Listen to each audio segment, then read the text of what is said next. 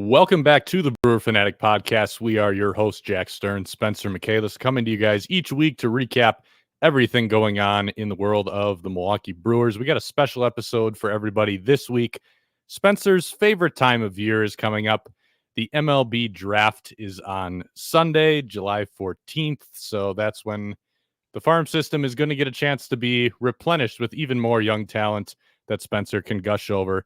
But fortunately for all of our listeners, you're not just going to have to listen to only Spencer gush about the potential talent who might be joining the Milwaukee Brewers system in this year's draft. We're bringing on Jamie Cameron this week. He's going to help break down and preview the draft with us a few days in advance here before that all kicks off. So, Spencer, I'll start off with you first. Are you excited about the upcoming festivities of the weekend? I think they're festivities in your case, right? Oh, they're absolutely festivities. Yeah. Yes, they are for sure festivities. And I appreciate MLB for trying to make them festivities by making them part of All-Star, the whole All-Star break thing. Yeah, I'm very excited. This is my favorite of the three leagues for the draft. Like, I pay attention to the NFL draft, I pay attention to the NBA draft, but MLB's draft is the one that I love and really enjoy. And I think there's just so much that goes into the MLB draft versus those other leagues with bonus pools and everything there. And we'll get into that in a little bit, but yeah, very excited about it. Well, to recap all of that action that's coming up, we're going to bring in Jamie now. You can find all of his work over at Brewer Fanatic. If you Google Brewers mock draft, that's a good way to find everything that he's putting out relating to the upcoming draft. So we're going to bring him in right now. Jamie, thank you so much for joining us this week and taking a little bit of time out of your schedule. For sure, guys. Thank you guys for having me. Always excited to talk draft. So super excited to chop it up with you guys about the Brewers. I will leave you and Spencer to it, I guess, since you two are the main prospect gurus here. And I kind of let Spencer run wild a little bit with how he wanted to structure all of the draft conversations. So I guess with that, I'll kind of bow out for a couple of minutes here and you guys can just have a good time. So have fun with that. Oh, we will. Sounds good, man. All right. Well, I guess for our listeners, before we really get into this, Jamie, why don't you give a little bit of a background on kind of what you do regarding the draft? Obviously, you have your podcast, Destination the Show, as well. So just talk a little bit about that and how you kind of cover the draft as a whole. Yeah, for sure. So appreciate you guys having me on. Always down to chop it up on the draft for sure. So I've covered the draft for about 4 cycles now, and the way that got going was starting to put together my own draft board, which is a consensus draft board. So it's essentially an aggregated ranking of between 10 to 12 industry boards that I wanted to put together to try and cut out some of the noise of the MLB draft rankings, because there's just so much variance, right? When you look from board to board and you see a guy who's ranked 35 on one board and 135 on the next board. And so that's kind of the goal of that project. As Jack mentioned off the top, you can find that at Brewer Fanatic, or if you just Google Brewers mock draft, and then we have a ton of content there previewing specific picks, an overview of the entire process, all of that good stuff. But it's become a really in the weeds thing. The final version will be out this Saturday, the day before the draft. There'll be around 200 players profiled there and ranked. And then there's scouting reports and write-ups for all of them that I've been working on since February. So excited that we're finally on the doorstep of the big 3 days, as I know you are, man. Yeah, absolutely. Last year was the first year I started seeing your consensus board, and I love it. It's great.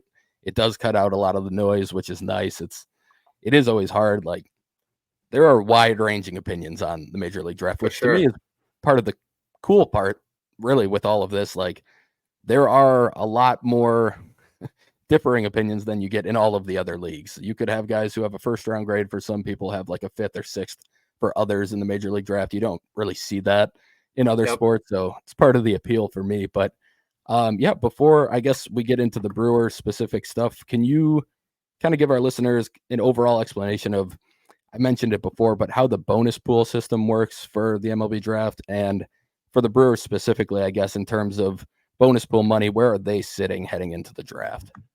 Yeah, for sure. So the bonus pool system is very complicated, and I think, if you're a like more of a casual draft fan or just getting into it, it could even be off-putting for folks. But when you get to grips with it, it's not too bad. Essentially, how it works is every selection in the first 10 rounds of the draft is assigned a recommended slot value by Major League Baseball every year. So the Brewers pick first at 17. The slot value for that pick is right around $4.5 million. The way that bonus pools are calculated is any organization's picks between rounds 1 and 10, their slot values or recommended slot values are added up, and that's how you get to the total bonus pool for each team. Rounds 11 through 20, which is going to be day 3, work a little bit differently. Teams can spend up to $150,000 on those picks without any of that money being subtracted from the bonus pool. But essentially, for those picks in rounds 1 through 10, organizations are at liberty to be flexible with that money. So I mentioned pick 17, which has a slot value of $4.5 million. Teams can give an overslot bonus or an underslot bonus, depending on what they've been able to negotiate with players and agents.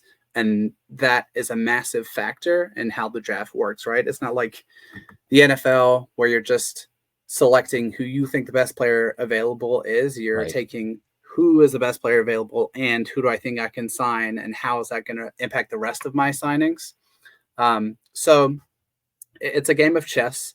And the Brewers are really well placed this year for a couple of reasons, right? So we mentioned they have the 17th overall pick in round 1. So logically, they should have the 17th biggest bonus pool because they made the playoffs last year, but they don't. They actually have the 9th biggest bonus pool, and that's primarily for 2 reasons. So they have 2 additional picks.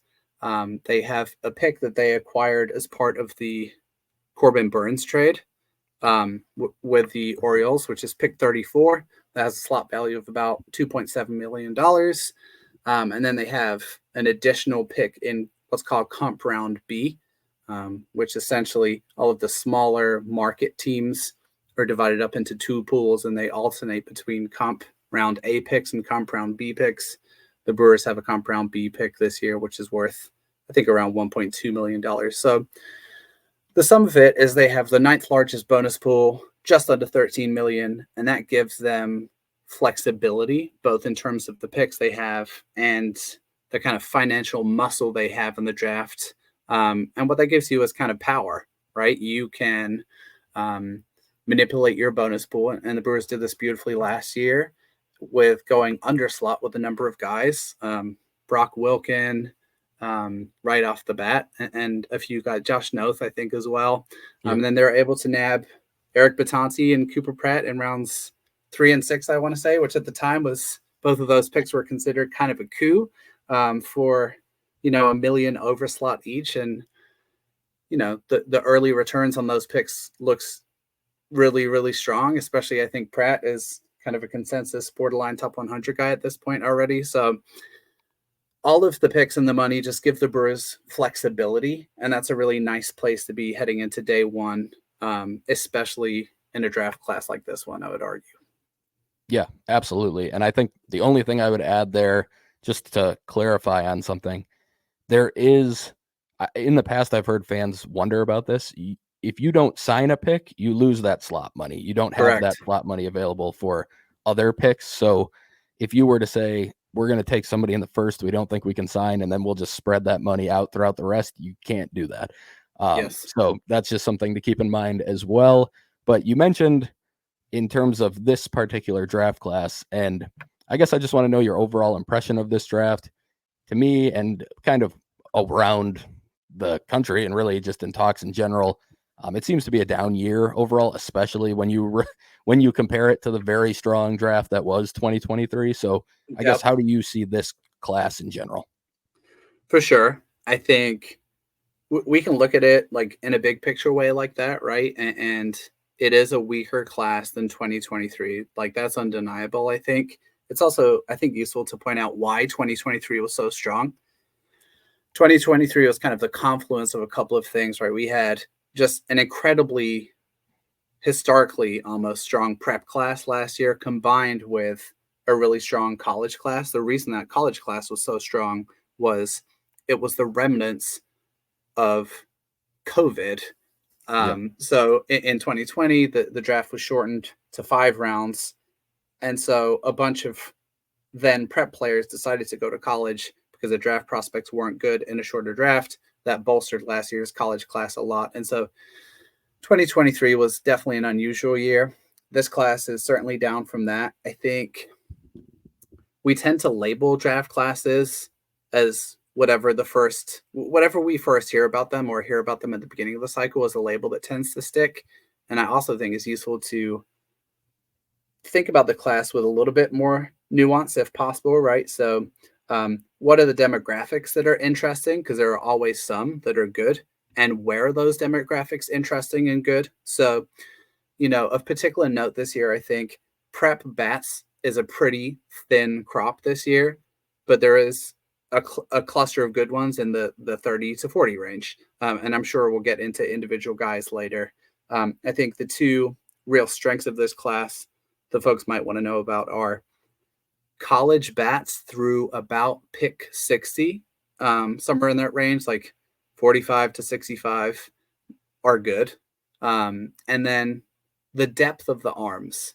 I don't think there's tons and tons of really, really high caliber arm talent, but there's a lot of interesting arms, both prep and college.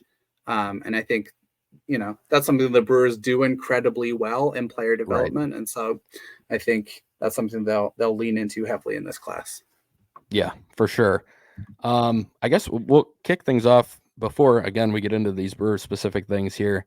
We did get a question from one of our listeners. Quentin asked, are there any player archetypes that work in college, but usually don't translate to MLB? And he kind of compared it to like inaccurate but weak-armed quarterback in the NFL or a good post big who's slow and unskilled in the NBA.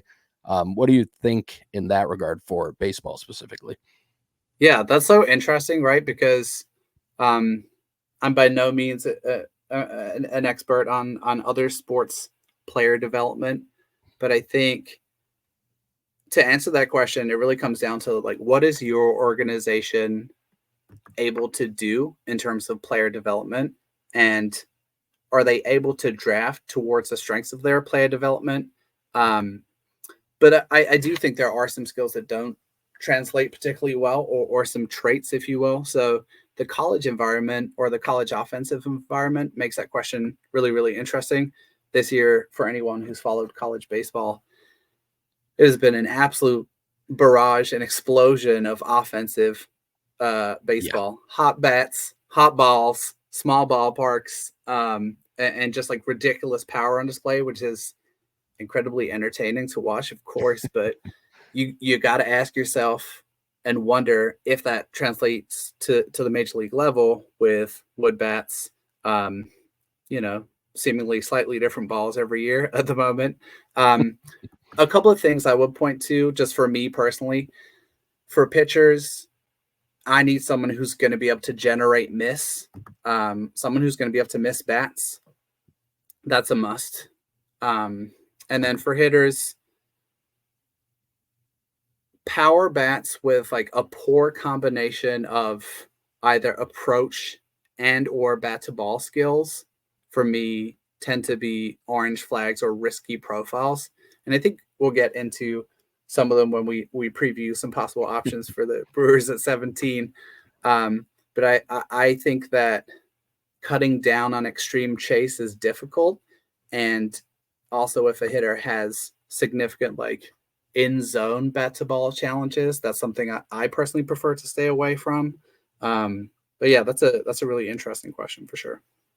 Yeah, that was a great question from Quentin, something I'd never really thought about specifically, especially in comparison to the other leagues. But I would tend to agree with the two that you came up with. I think pitchers have to be able to get whiffs. You have to be able to miss bats. I mean, you can rely on soft contact in college, but a lot of times if you're not missing bats in college and you're just getting soft contact, a lot of times that's going to translate to just a lot of balls in play and with more hard contact in pro ball. So we're definitely going to talk about some bats that fit that description as well, but yes, that'll lead us into The first question that kind of relates to the Brewers very specifically, and I guess I'm just wondering for you, who are the most ideal and hopefully realistic names?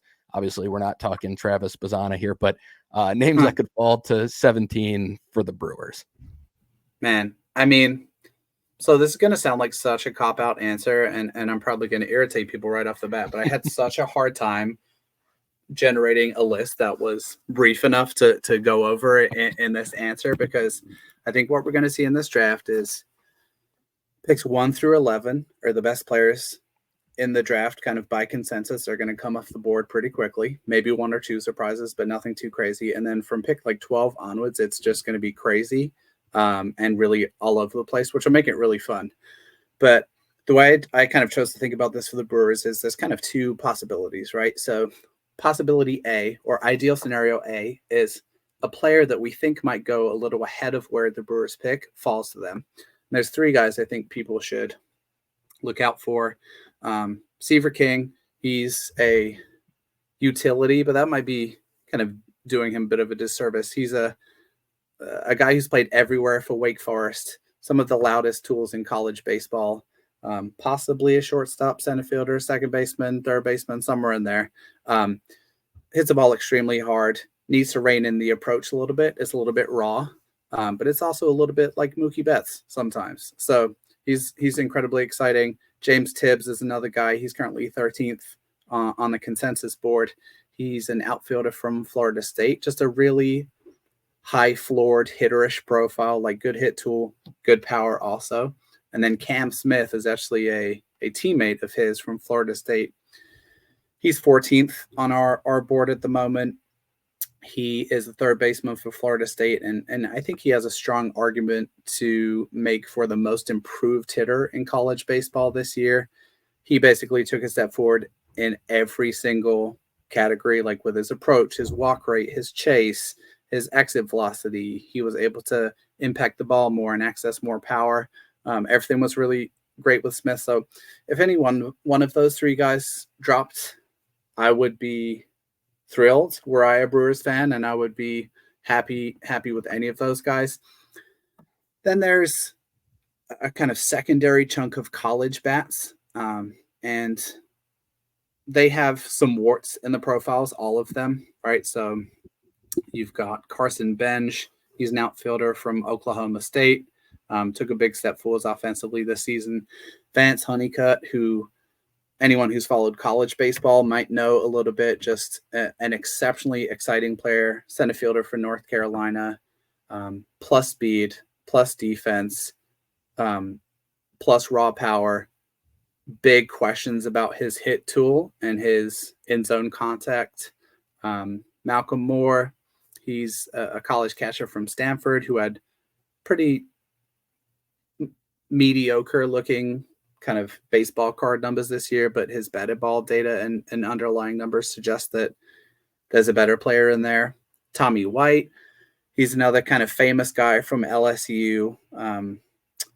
Played third base this year, but I think he's going to be a first baseman long term. Big power, swings at everything. So you hear with these college bats, a lot of warts in these profiles and kind of question marks. 2 more guys I would highlight in that demographic. Walker Yannick is a catcher from Sam Houston State. I think the best defensive catcher in the class. He's really good at controlling the run game. Just a really solid offensive profile overall. And then Ryan Waldschmidt is an outfielder from Kentucky. He's currently 28th by consensus, but I think when we're done, he's probably going to be sitting somewhere between 15 and 20. He's kind of a little bit of a data darling of the class and someone who's kind of cemented himself, I think, in the middle of the first round. So that's like just the college bat, Spencer, and I've already given you like 8 guys. We can definitely dig into more and tap into other demographics if you want to talk through them. But truly, it's really challenging to try and pin 3 or 4 guys to the Brewers right now at 17. No, I would have the exact same type of list going if I were giving my answer right now. So it's totally understandable. I guess I'm looking at your list here. I'm just going to pick out one more name. Please. And that's the college pitcher you have here, Brody Brecht. Yep. He fascinates me. I think he's the guy I've gone back and forth on the most in this class in terms of like some days I'm just not sold at all, and some days I'm like, man, he might have the best stuff in the class. He probably does have the best stuff in the class. Can he control it enough though? What are your thoughts on Brecht? Yeah, super interesting.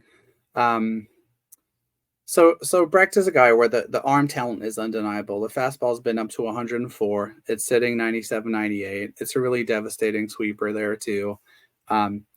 If he's drafted in the first round, will immediately become the record holder for the first round pitcher with the highest walk rate in baseball history. But I think the good news for the drafting organization is he improved significantly down the stretch in terms of strike throwing and limiting free passes. And the conclusion I've come to with Brecht is that we should try and pivot away from thinking about the first pick that our team or organization has as the most important one, and instead think about it like this. In this draft, are there 2 or 3 guys that can make an impact at the major league level eventually? And if the answer to that question is yes, it's been an incredibly successful draft. The Brewers have 22 picks or so to make that happen this year, one of which is 17. Now, of course, as we go down the board and we get our picks get into the hundreds, that gets harder. Right. But for any organization that drafts Brecht, like that's not where your draft lives or dies.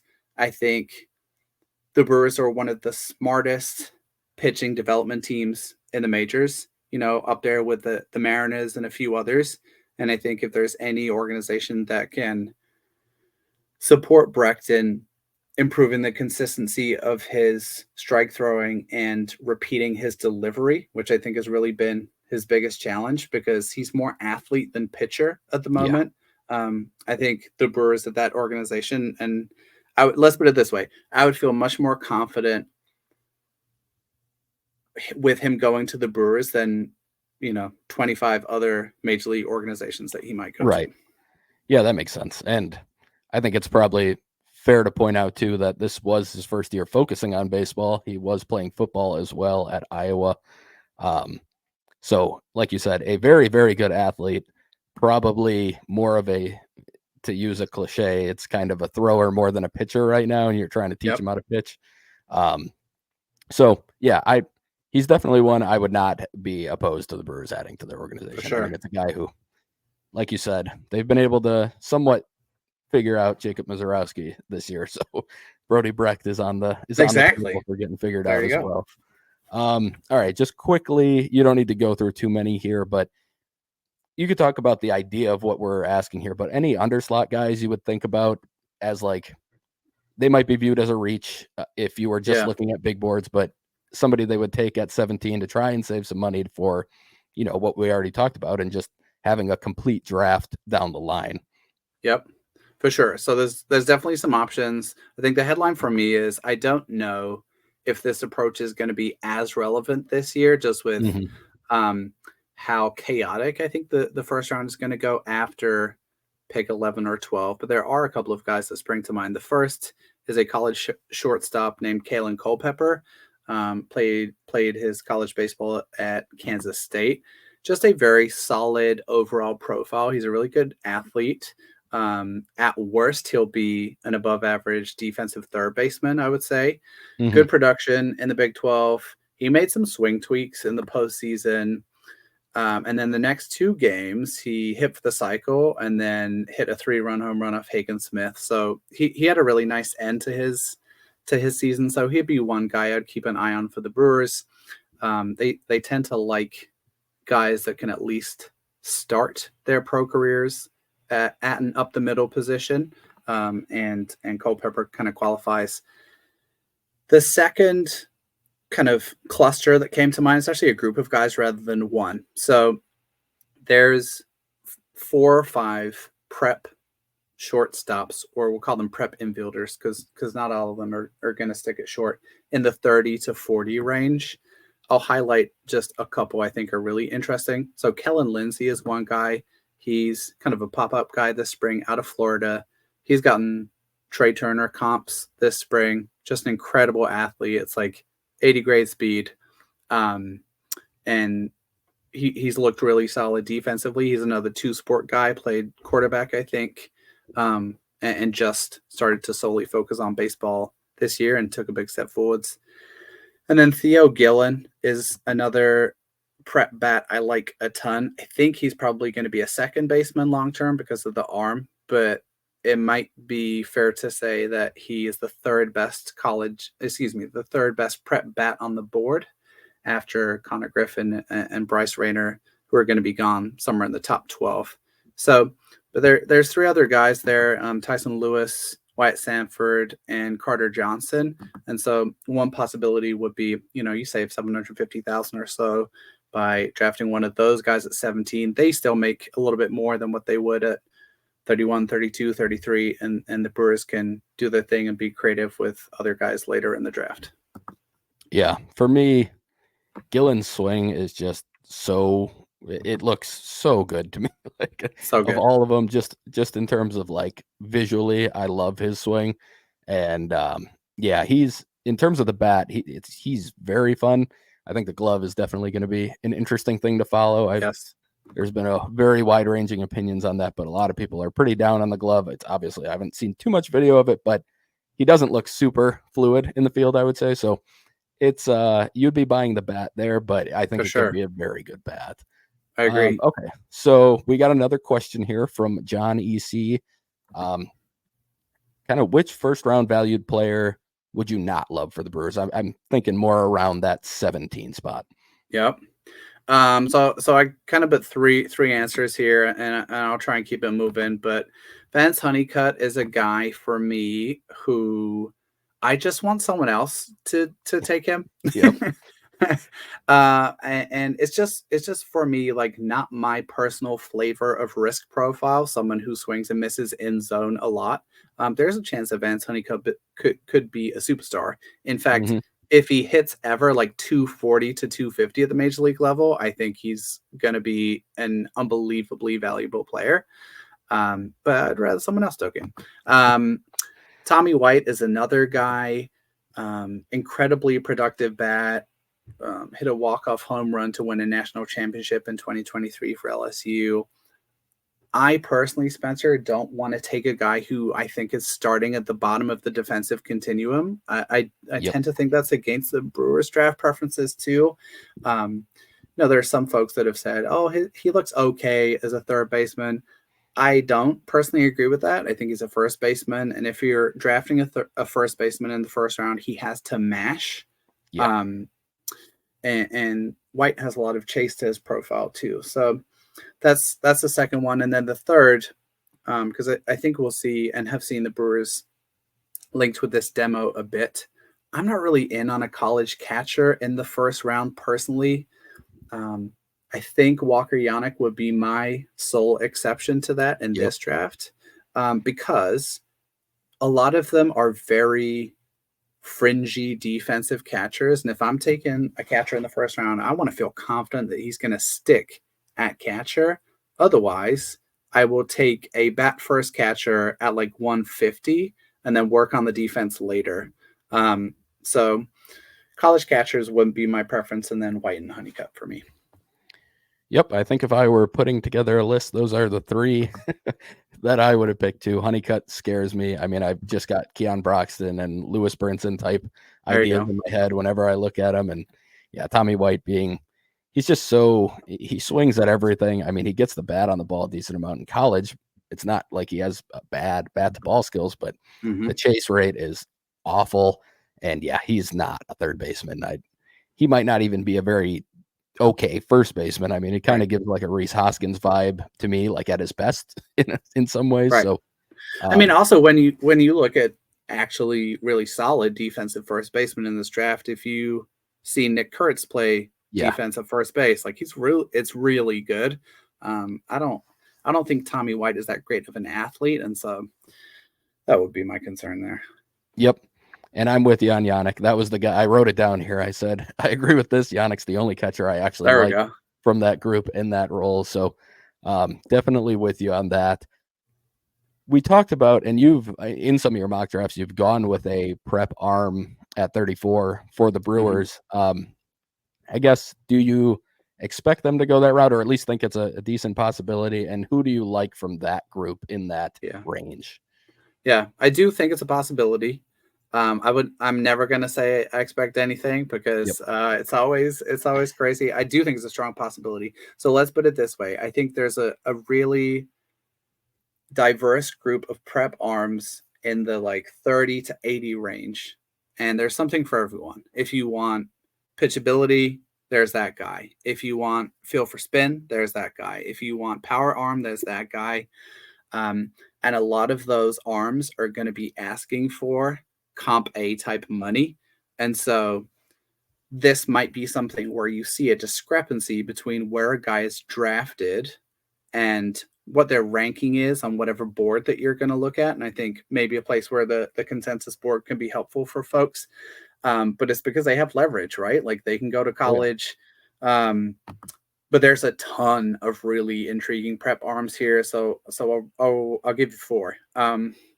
Braylon Doughty is a guy who I think fits the Brewers' preferences. For me, he's a prep righty out of California. Fastball's been up to 97, sits 94, just has a great feel for spin. He's ripping like 3,000 RPM breaking balls. He's really, really popped this spring. Joey Oki is a little bit of a different profile. He's a kind of local Midwest kid from Ankeny, Iowa, committed to the University of Iowa. Fastball's been up to 97. It's like a heavy running fastball. And his kind of movement profile is much more east-west. He also throws, he's kind of like a low launch slot type guy. His sweeper is ridiculous. If anyone hasn't seen it, you should get a look at it. I think he's another intriguing guy. And then 2 more, I'd spotlight Dasan Hill. He's more of a projection prep pitcher. So he's listed at 6'4", 175. Right, and his fastball's already touching 94. So if you fast forward to him being 25 pounds heavier, getting pro instruction, all of that, he's an exciting guy, one of the better lefties in the class. And then Chris Lavonis is another personal kind of favorite of mine from the prep class. He's a right-handed pitcher out of New Jersey. Just a lot to like there. He has really good fastball traits. An affinity for spin, not to the same level that Doughty has per se, but he also gets really good release extension. Again, it sounds like a broken record talking about these prep guys because they're all like touching 97. It's unbelievable the caliber of arm talent there is in every draft. But those are 4 guys I would look out for. But all of these kind of prep arms are going to come with some warts in their profile. So you're going to need good process and some good luck for one of them to hit. And that's kind of what the Brewers did last year at 34 with Josh Noth. And I would not be surprised if they took a similar approach this year. Yeah, definitely agree with you. I guess of those guys, Lavonis, he interests me a lot just because he seems like a really, really good athlete, and that he also has some mass that I think he's going to be able to put on at 175. Like, I think he's going to put on some weight and be able to add some velo more consistently. So he's super interesting. All 4 of those guys are definitely people I could see going at 34 there. Patrick asked about the other 2 picks on day 1. He said, any potential names to kind of look out for with 57 or 67? You don't have to go in too much depth on any of these guys, but maybe a couple pick that you like. Yeah, for sure. So a lot of this is right at the tail end of, I think, of where the college bats are still really interesting here. And so I'll highlight a few of those guys. Jared Thomas is one who's interesting. He played a lot of first base for UT, but he's really, I think, a sneaky center fielder, had a big power breakout. He's currently ranked 54th on our board. Kyle DeBarge is a player I absolutely love. I'm really this is my personal bias here. I love short players who I think are undervalued. And Kyle DeBarge is that guy. He was a shortstop for Louisiana Lafayette. He's just good at everything. Just unbelievably productive. And then one more college guy, Dylan Dreiling is a guy I would highlight. If anyone caught the College World Series, he played on the incredibly prolific Tennessee offense, and a kind of corner outfield type profile that looks like it's going to be like above average hit, above average power, just really solid kind of everyday regular type projection. And then I'll throw in a couple of pitchers here just to round things out. Dax Whitney is just a fun name to know. He's currently 67th on the board. He's a right-handed pitcher out of Idaho, which is not especially like a hotbed of like MLB talent. And he's a cool story because he didn't do summer showcase events because he wanted to play for his Legion team.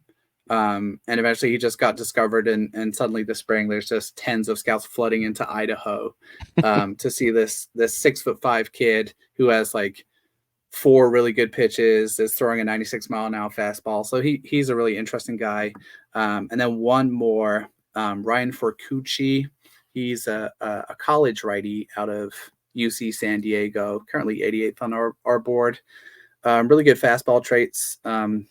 It's like 20 inches plus of induced vertical break and 9 inches of run on his fastball, which, that's a really solid starter pack for a weapon, whether that's a starter or in the bullpen. But there's tons of interesting guys in that range. And I think that's actually where the most fun is going to be in this draft, is actually between picks 30 and 100 for me.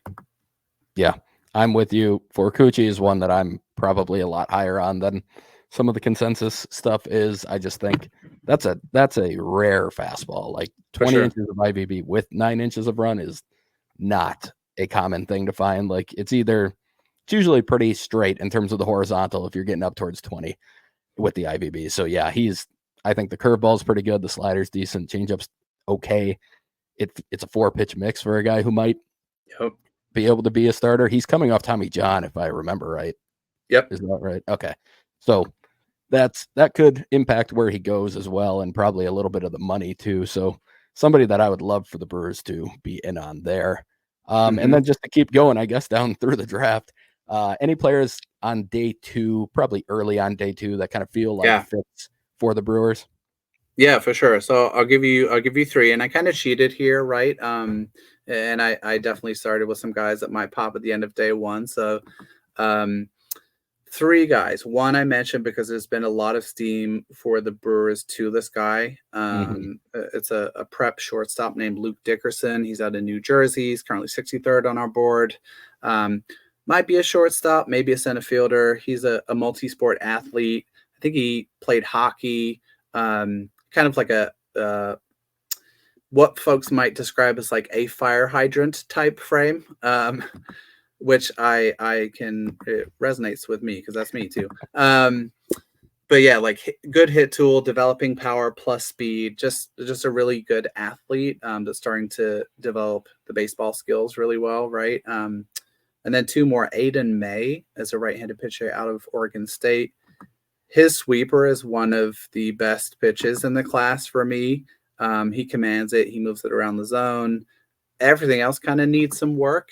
But again, if people are interested in these guys, just, type Aiden May sweeper into your Twitter search bar and enjoy.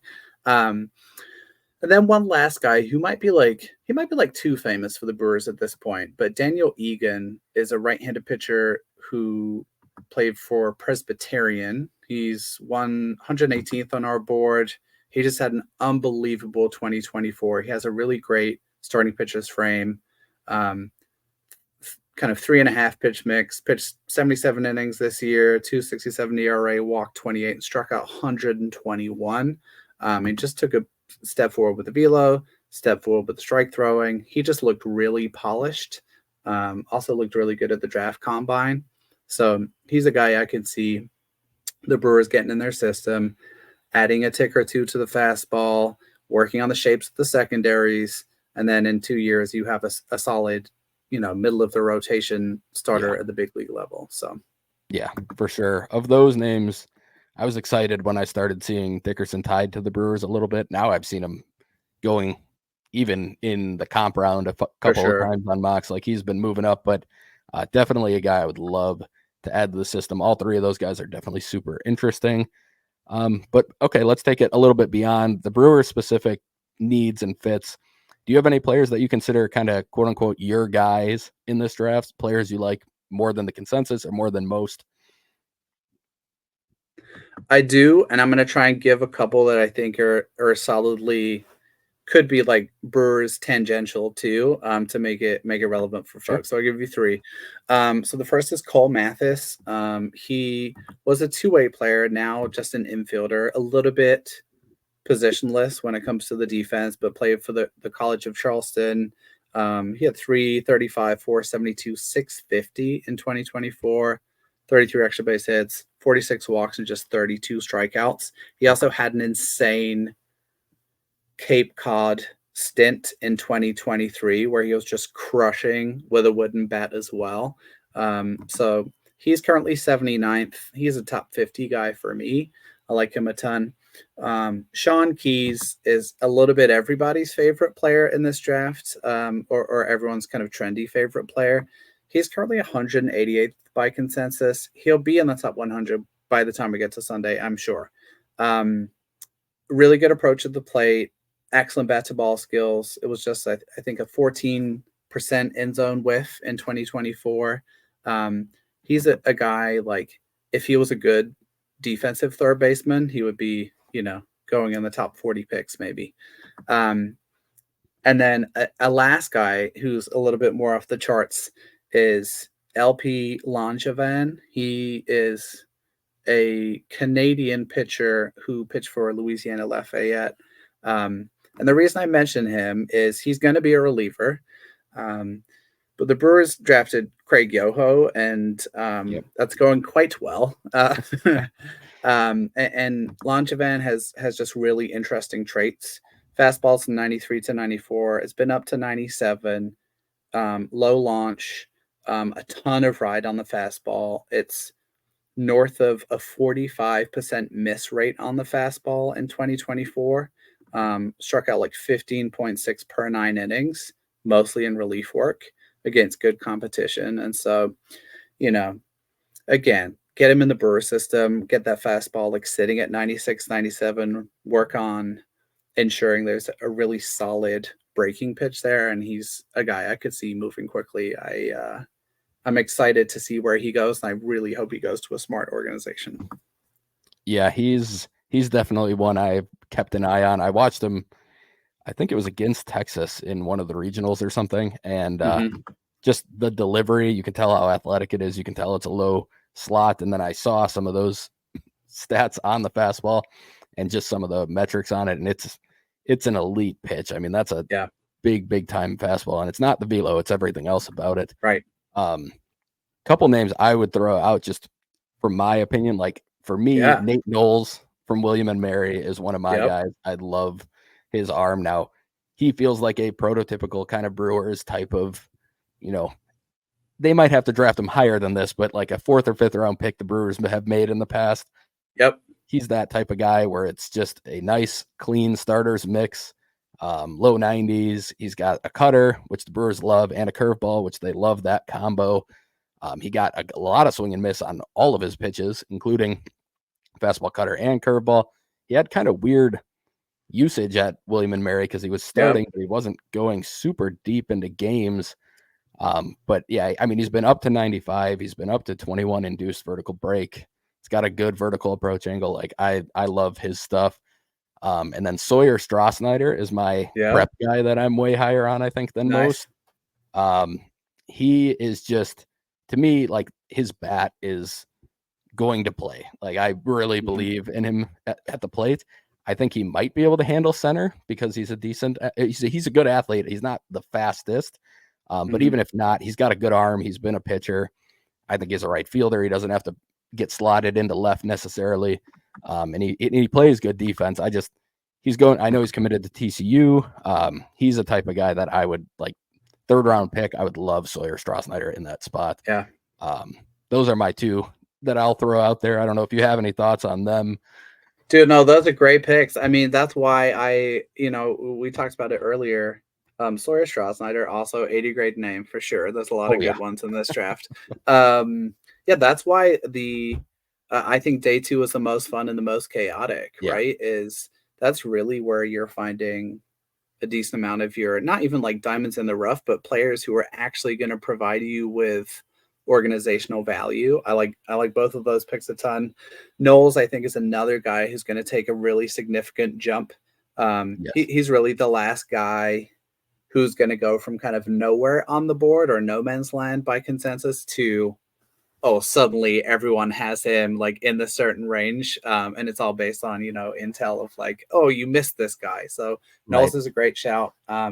William and Mary, they do really great work with their pitching development overall. So that's a good one for sure. Yeah. All right. We got a couple of listener questions. Thank you again for your time here. We'll finish off with these. John EC asked, because the Brewers always go this route, it seems, which JUCO arm do you like most for this year's draft? Yeah, there's I kind of anticipated that this question was coming. It's so great. I love that that's the Brewers niche. And also I love that the Brewers have these niches, right? I think there's another one, which is like Midwest prep players, like Bishop Letson being the most recent excellent example of that. And so I just think like on the margins is where you win if you're an organization like the Brewers. And so it's gonna be someone who I'm not gonna mention, right? But Brandon Clark, I think, is a guy who's really interesting. I forgot to write down. I think he's from like I forget his school, so my bad because I didn't add it into the notes. But you can find him in rankings anywhere from a top 100 to a top 500. So when we talk about like range of rankings, that's what we're looking at here. He's committed to South Carolina, like really great pitching frame, 6'4", 220, fastball's been up to 97, swing and miss curveball, a lot of refinement needed. But again, like that's what the Brewers do. They're really excellent about, and we kind of talked around it a bit earlier. They know what to draft for their player development folks in order to help players excel. And they find, someone in the JUCO demographic almost every year to plug into that. Yeah. The one name I've come up with because I just feel like he fits what the Brewers do from that demographic is Kevin Manel. Nice. I don't know how you say it, but he's a low 90 sinker that's been up to 20 inches of run and quite a bit of sink as well. The changeup's been down to negative 11 inches of induced vertical break, and at times it's been up to 18 inches of run as well. And then the sweeper has been up to 20 inches of horizontal movement. So that's basically Craig Yoho.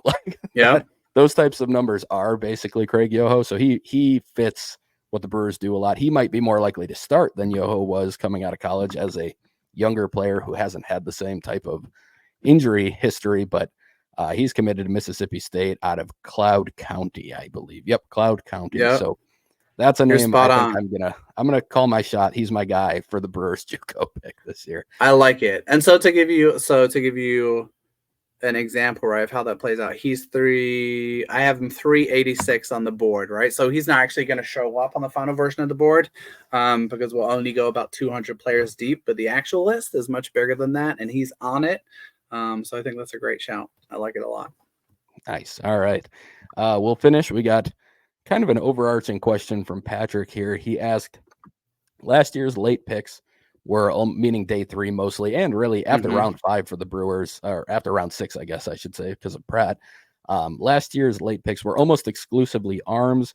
What do you think the philosophy will be this year? Do you think it'll be the same? Yes, it will be the same. And there's a reason for that, right? So it's a great question, and we should kind of dig into why that's the way it is. So essentially, we talked about demographics at the beginning, noted that there's good college bats through pick 60. After about the 3rd or 4th round, you're going to find the bats drop off in terms of just what players are able to do to impact the ball, right? And so with pitchers, we've seen the Brewers and the Twins and other smart organizations do this kind of farming smaller colleges in the middle and late rounds, and targeting or isolating players that have interesting traits, whether that is great fastball characteristics, or they're a really great strike thrower, or a great breaking pitch, whatever that is. And they'll say, okay, we can add X, Y, and Z ingredients to what's already here and turn this into either a viable bullpen arm or a viable starter. And so it will be the same. The Brewers will take plenty of arms in the, from the middle of day 2 and into day 3. And the reason for that is simply, I think there's more clay to mold in terms of pitching development and talent than there is with the bats, where the talent falls off sooner. Yeah. And I think something to note is when the Brewers have gone bat in the day 3 picks, Jay Savina, we talked about why Luke Adams, and even this year, Josh Adamczewski is off to a fantastic start in the Arizona Complex League. So when they do happen to go prep bat, it has worked out very well. And that's because they're pretty specific and they're pretty particular if they're going to go that route. Because with the pitching, there's a lot more that you can mold. There's a lot more kind of, there's more ceiling, even though the floor is definitely for all these guys going to be pretty low.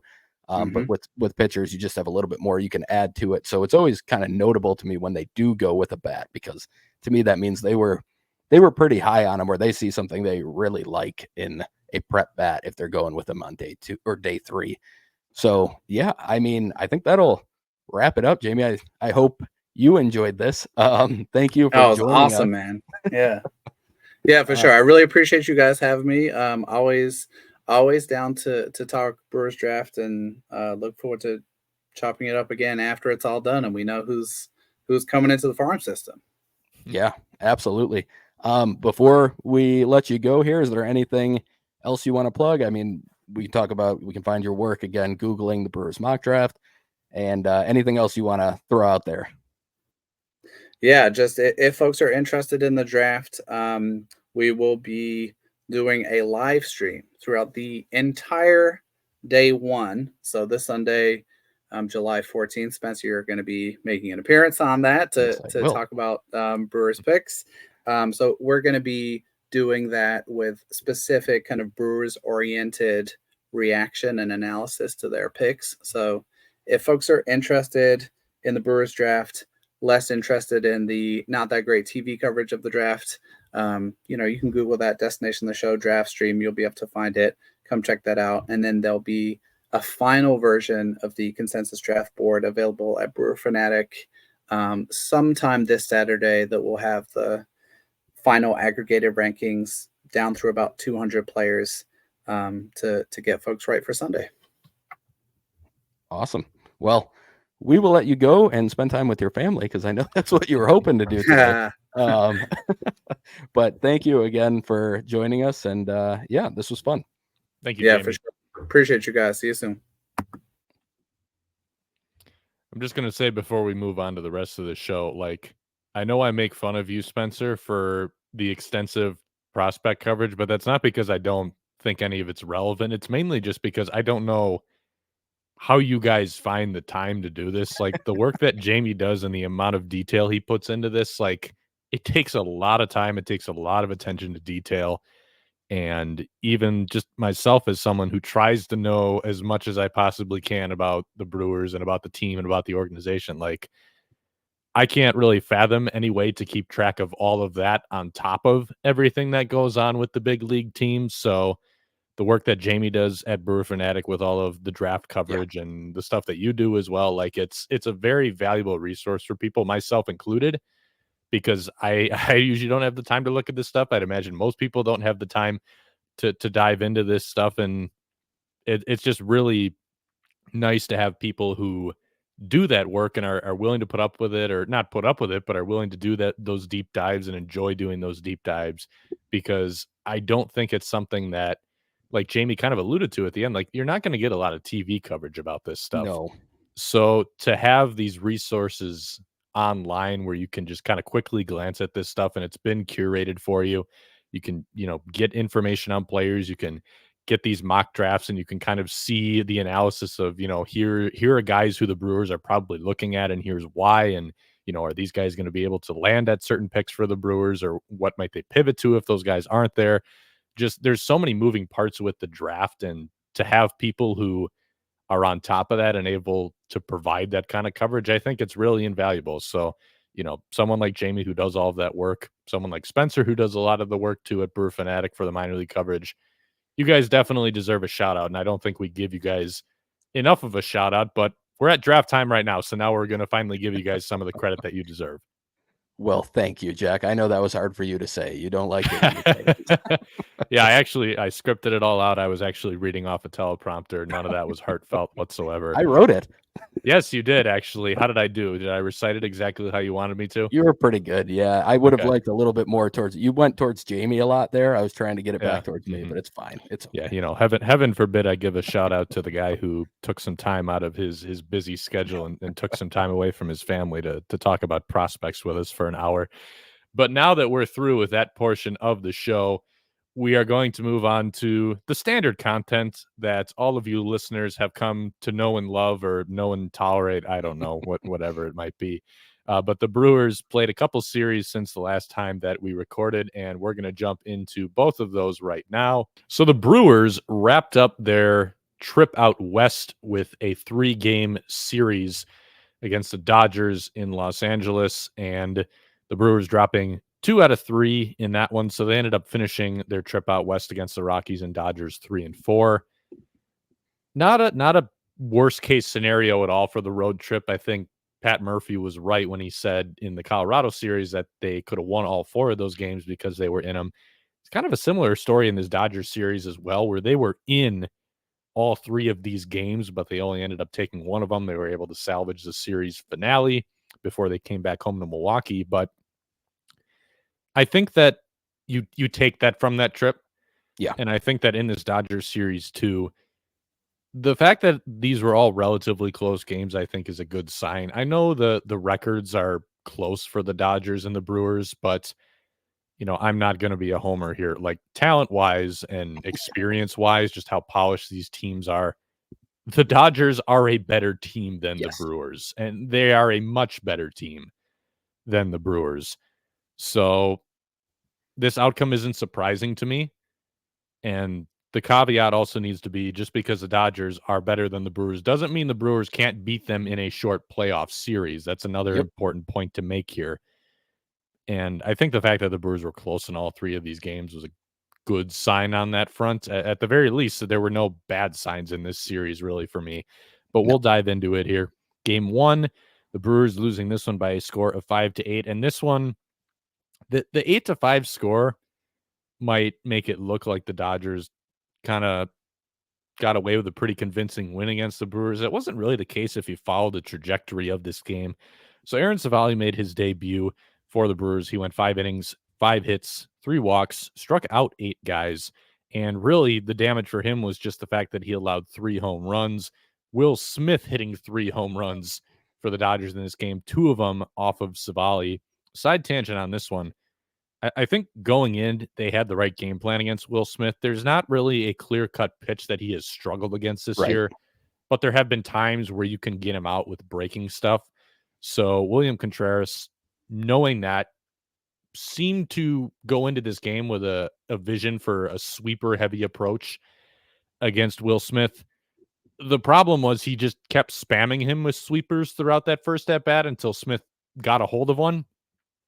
And then the very next Will Smith at bat, he called for another first pitch sweeper that basically ended up in the same spot. Granted, Savali didn't execute these pitches as well as you could have, but this is one of those situations for me where it's like the dude just crushed this pitch last time up.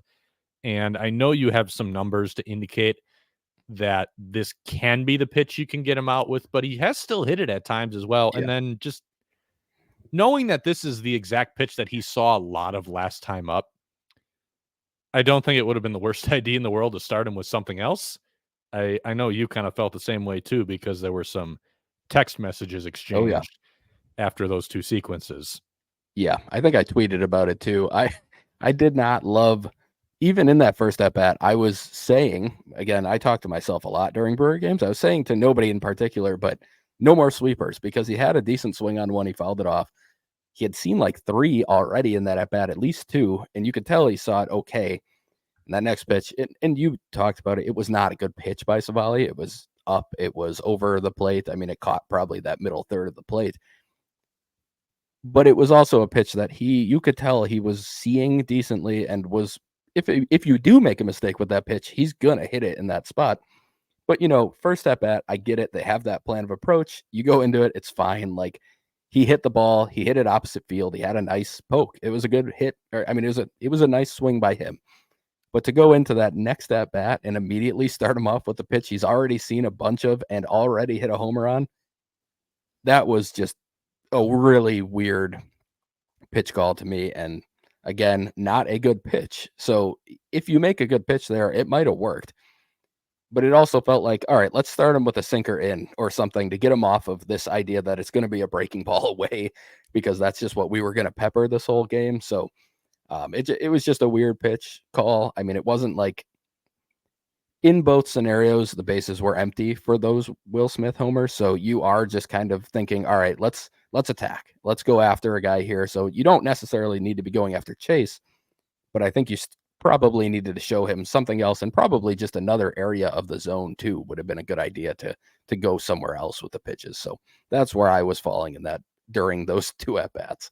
Seeing as Will Smith just kind of mashed everything in this series. Yeah. I don't know if it would have made a difference. I think kind of what we're trying to get at more is just looking at the process standpoint of it, I guess, is what we're trying to say here. Would it have made a difference? Who knows? But maybe there's something you can take away from the process. This game, kind of like I alluded to, was very close. The Brewers came back in the 3rd inning when Rhys Hoskins hit a grand slam. That's when the Brewers scored all 5 of their runs. That all happened in that 3rd inning. And the Brewers would take a lead late into this game. Bryce Wilson did a nice... Was this the Bryce Wilson game, or was that the following game? That was the next game. That was the next game. Sorry. It's been a long week. I got a lot of details that are a little bit scrambled in my head. This was the first Brian Hudson game.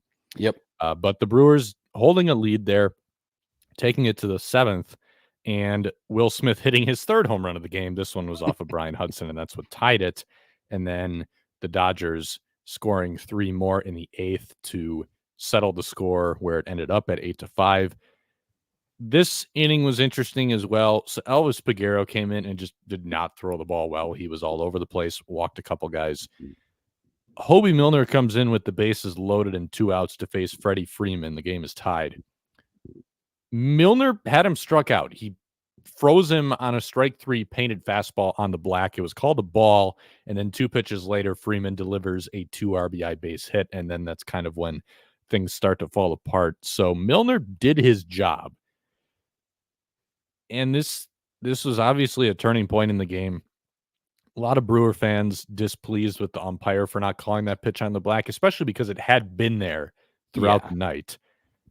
But if you look at that play, and we kind of both noticed this in real time, William Contreras made that pitch look like a ball. Yep. And, you can say, well, the umpires shouldn't be fooled by catchers. They should know the zone well enough that shouldn't make an impact. Well, guess what? It does. There's a reason why catcher framing is such a highly valued skill in today's game, because it is real. So whether you like it or not, the reality is this is a part of the game. And it's a part of the game where William Contreras has not done a good job this year. He has been a bad pitch framer, which is an unfortunate development after the strides he made in that area last year. But it hasn't been good this year. If you look at the StatCast framing numbers, he's in the bottom tier of catchers this year for framing. And it doesn't always show up to the naked eye if you're just kind of watching a game. Like if it's not a big call, you're probably not going to notice it. But this is one of the times where it really did come back to bite the Brewers. Just everything about the way that he received this ball. He was set up off the plate. Like they were trying to paint that corner to get him looking or to get weak contact or whatever, because Hobie's got to live on the black. Oh, yeah.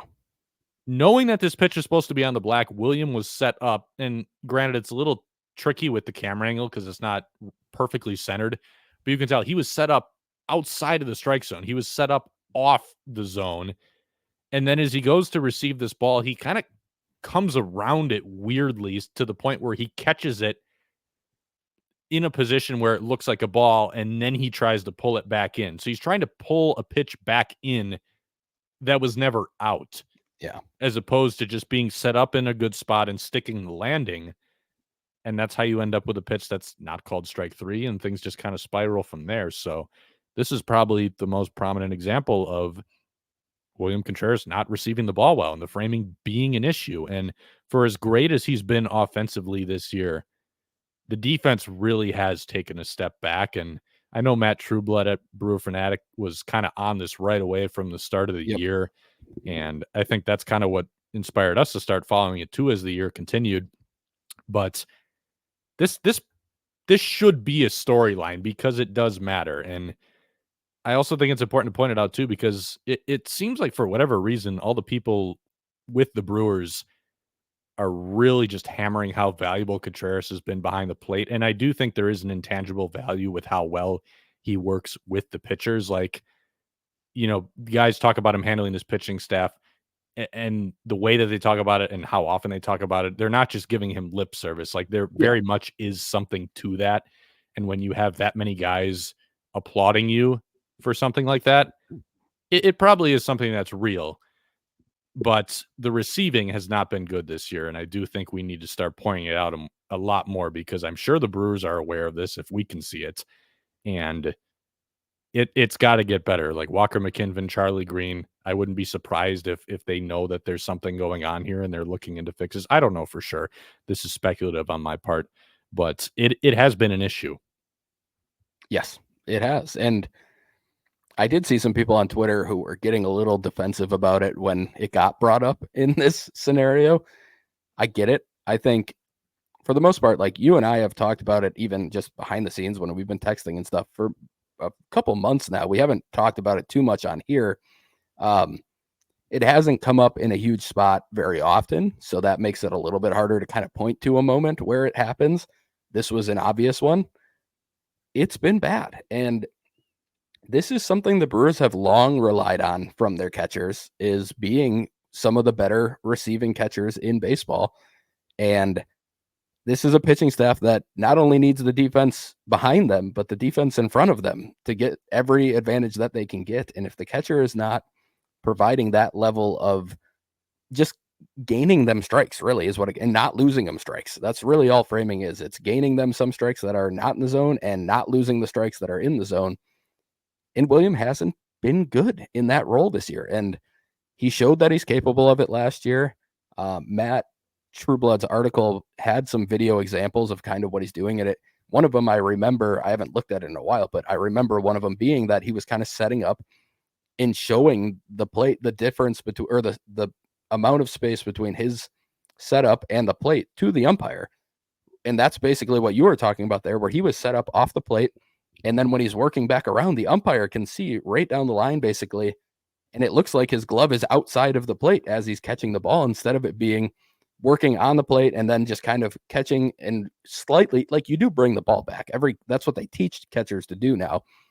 But you can't have it go outside, then back inside. Then the umpire is seeing too much movement, and it looks like it wasn't a strike. And that's basically what I was seeing there. I will say, just to quickly top this off, in this Pirates series that we're going to talk about, I actually thought he was looking smoother. And I wonder if it was something that they emphasized a little bit with him after this. And we can talk about that at the end of of this. But hopefully that's a sign that he's figuring some things out back there, because it's important to this staff and this team. Yeah, I was thinking of that Pirates series as we were talking about this, because we'll get to Tobias Myers start against Pittsburgh a little later.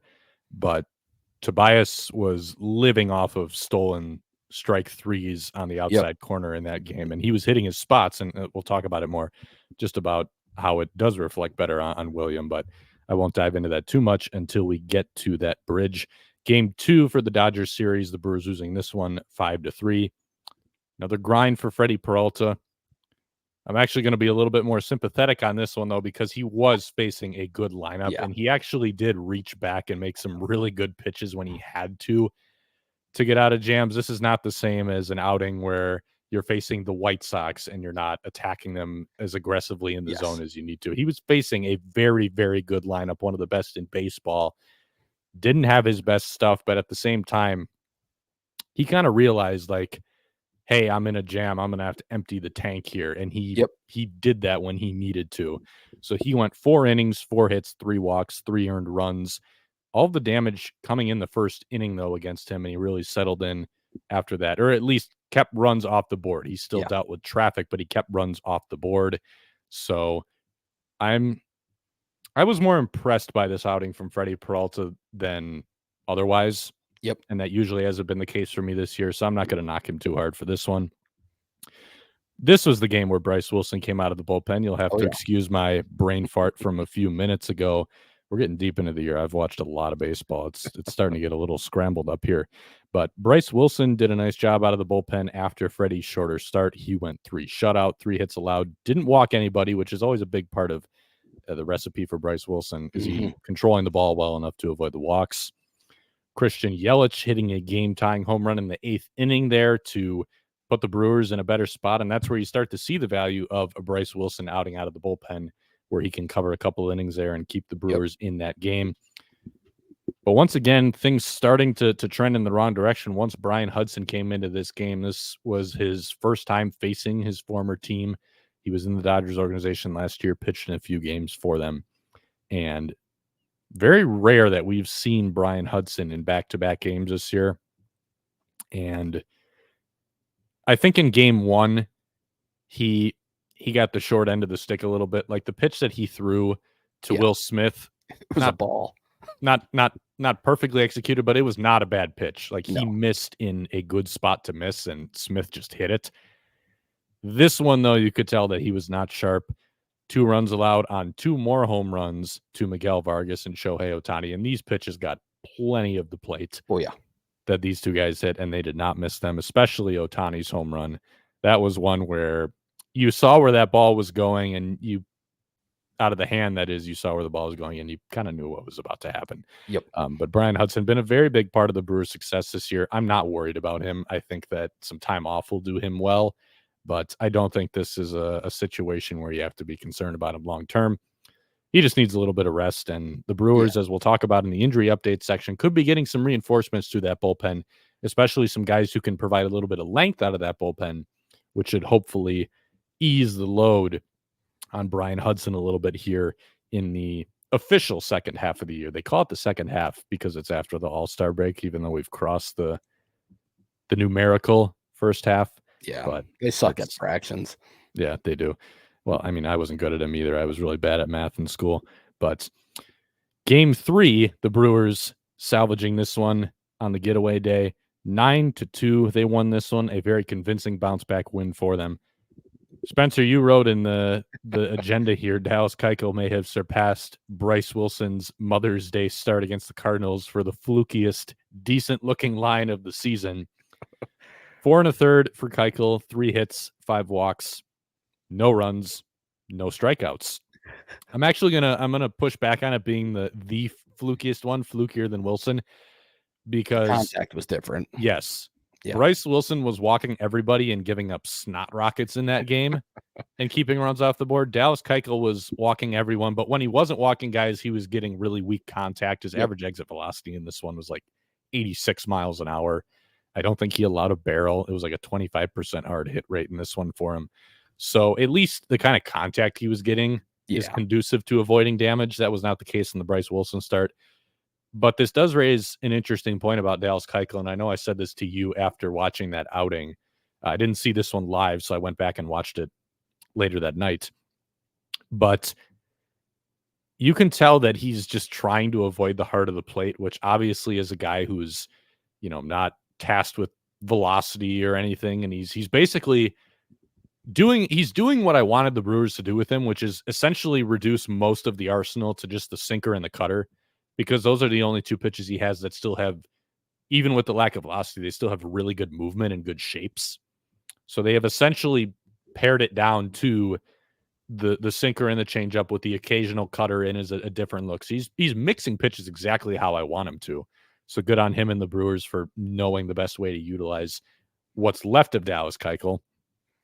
But he's a guy who's going to need to have really good control.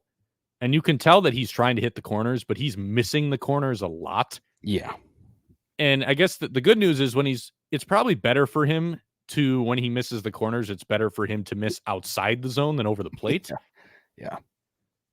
But man, it's going to fall apart really, really quickly if this is the result of him trying to hit the corners. Like, he's not doing it consistently. No.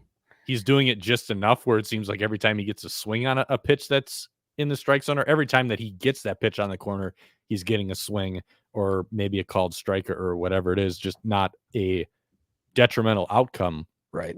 But you can't keep walking this many guys. And I know we didn't have a lot of walks in the Rockies start. I think we talked about it last week. Yeah. With that Rocky start where I said, like, the way he basically threw the ball the same way in that start as he did in this one, control wise. And I think I said it on Twitter for sure. I think I said it on the episode too. If he's facing a more disciplined lineup, he's going to walk a lot more guys if he throws the ball exactly like that. Well, he faced a more disciplined lineup this time, and he walked 5 guys in 4 1/3. So it's going to have to get better. It's going to have to get better. Otherwise, this is probably not going to last too long. No. So. He was in I think it was like a 33 or 34% in zone rate on his pitches in this game. That's what it was in Colorado. This game, it was like 27%. Oh God. He's a guy who's going to be low. Like, I don't want him at 50. I would not want him at 50%. Like, around 40 is probably where he should be. Yeah. But this is really, really low. And it was nice to see him getting some grounders. I mean, that's going to be an important part too if he's going to stick around. But he's going to have to be in the zone more often. And I think Vinny Rottino had my favorite stat of the night when he said, and it was right before he finished, so I don't think it changed, but it was in like the it was in the 4th inning, I believe. And he goes, Dallas Keuchel has 10 2-0 counts right now so far. Like, he was behind 2-0 10 times in the first 4 innings and somehow did not allow a run. But yeah, I mean, like you said, at least he was able to limit the hard contact, which is how you work around walks. And especially if you're getting that soft contact on the ground, you can at least see an outcome kind of where it might work. But it's going to have to be much more dialed in terms of getting stuff on the corners with consistency. Yeah. I will say, like, the dynamic or the ingredients that all go into pitching, it's kind of, they all interact with each other, and it's kind of trying to find the right balance of everything. Dallas Keuchel is probably better off with a slightly higher than average walk rate if the trade-off is less hard contact as opposed to fewer walks and more hard contact because he's over the heart of the plate more. The bottom line is it's just too extreme right now with the walks and the lack of pitches in the strike zone, and that's what's going to have to change. It's only been a few starts. Not saying it can't get better. We're just saying this is where it's at right now, and if it stays here, oh boy, it's not going to hold up. But let's instead of talking about the pitching, let's talk about the lineup that put up 10 runs in this game now. Christian Yelich and Eric Haas hitting 2-run home runs in this game, so supplying a little bit of power there. Christian Yelich had a really awesome game. He was 3 for 4 in this one with a walk, boosting, I believe, his weighted runs created plus after this game. It cleared 160 now. Yelich, by the way, is now finally qualified for the batting title again, and as of this recording, he leads the league in batting average. He leads the NL.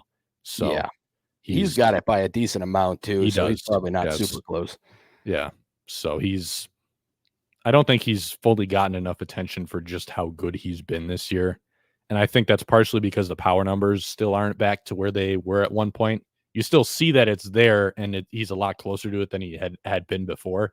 And you still see that the power's there when he puts some of the swings on balls that he does.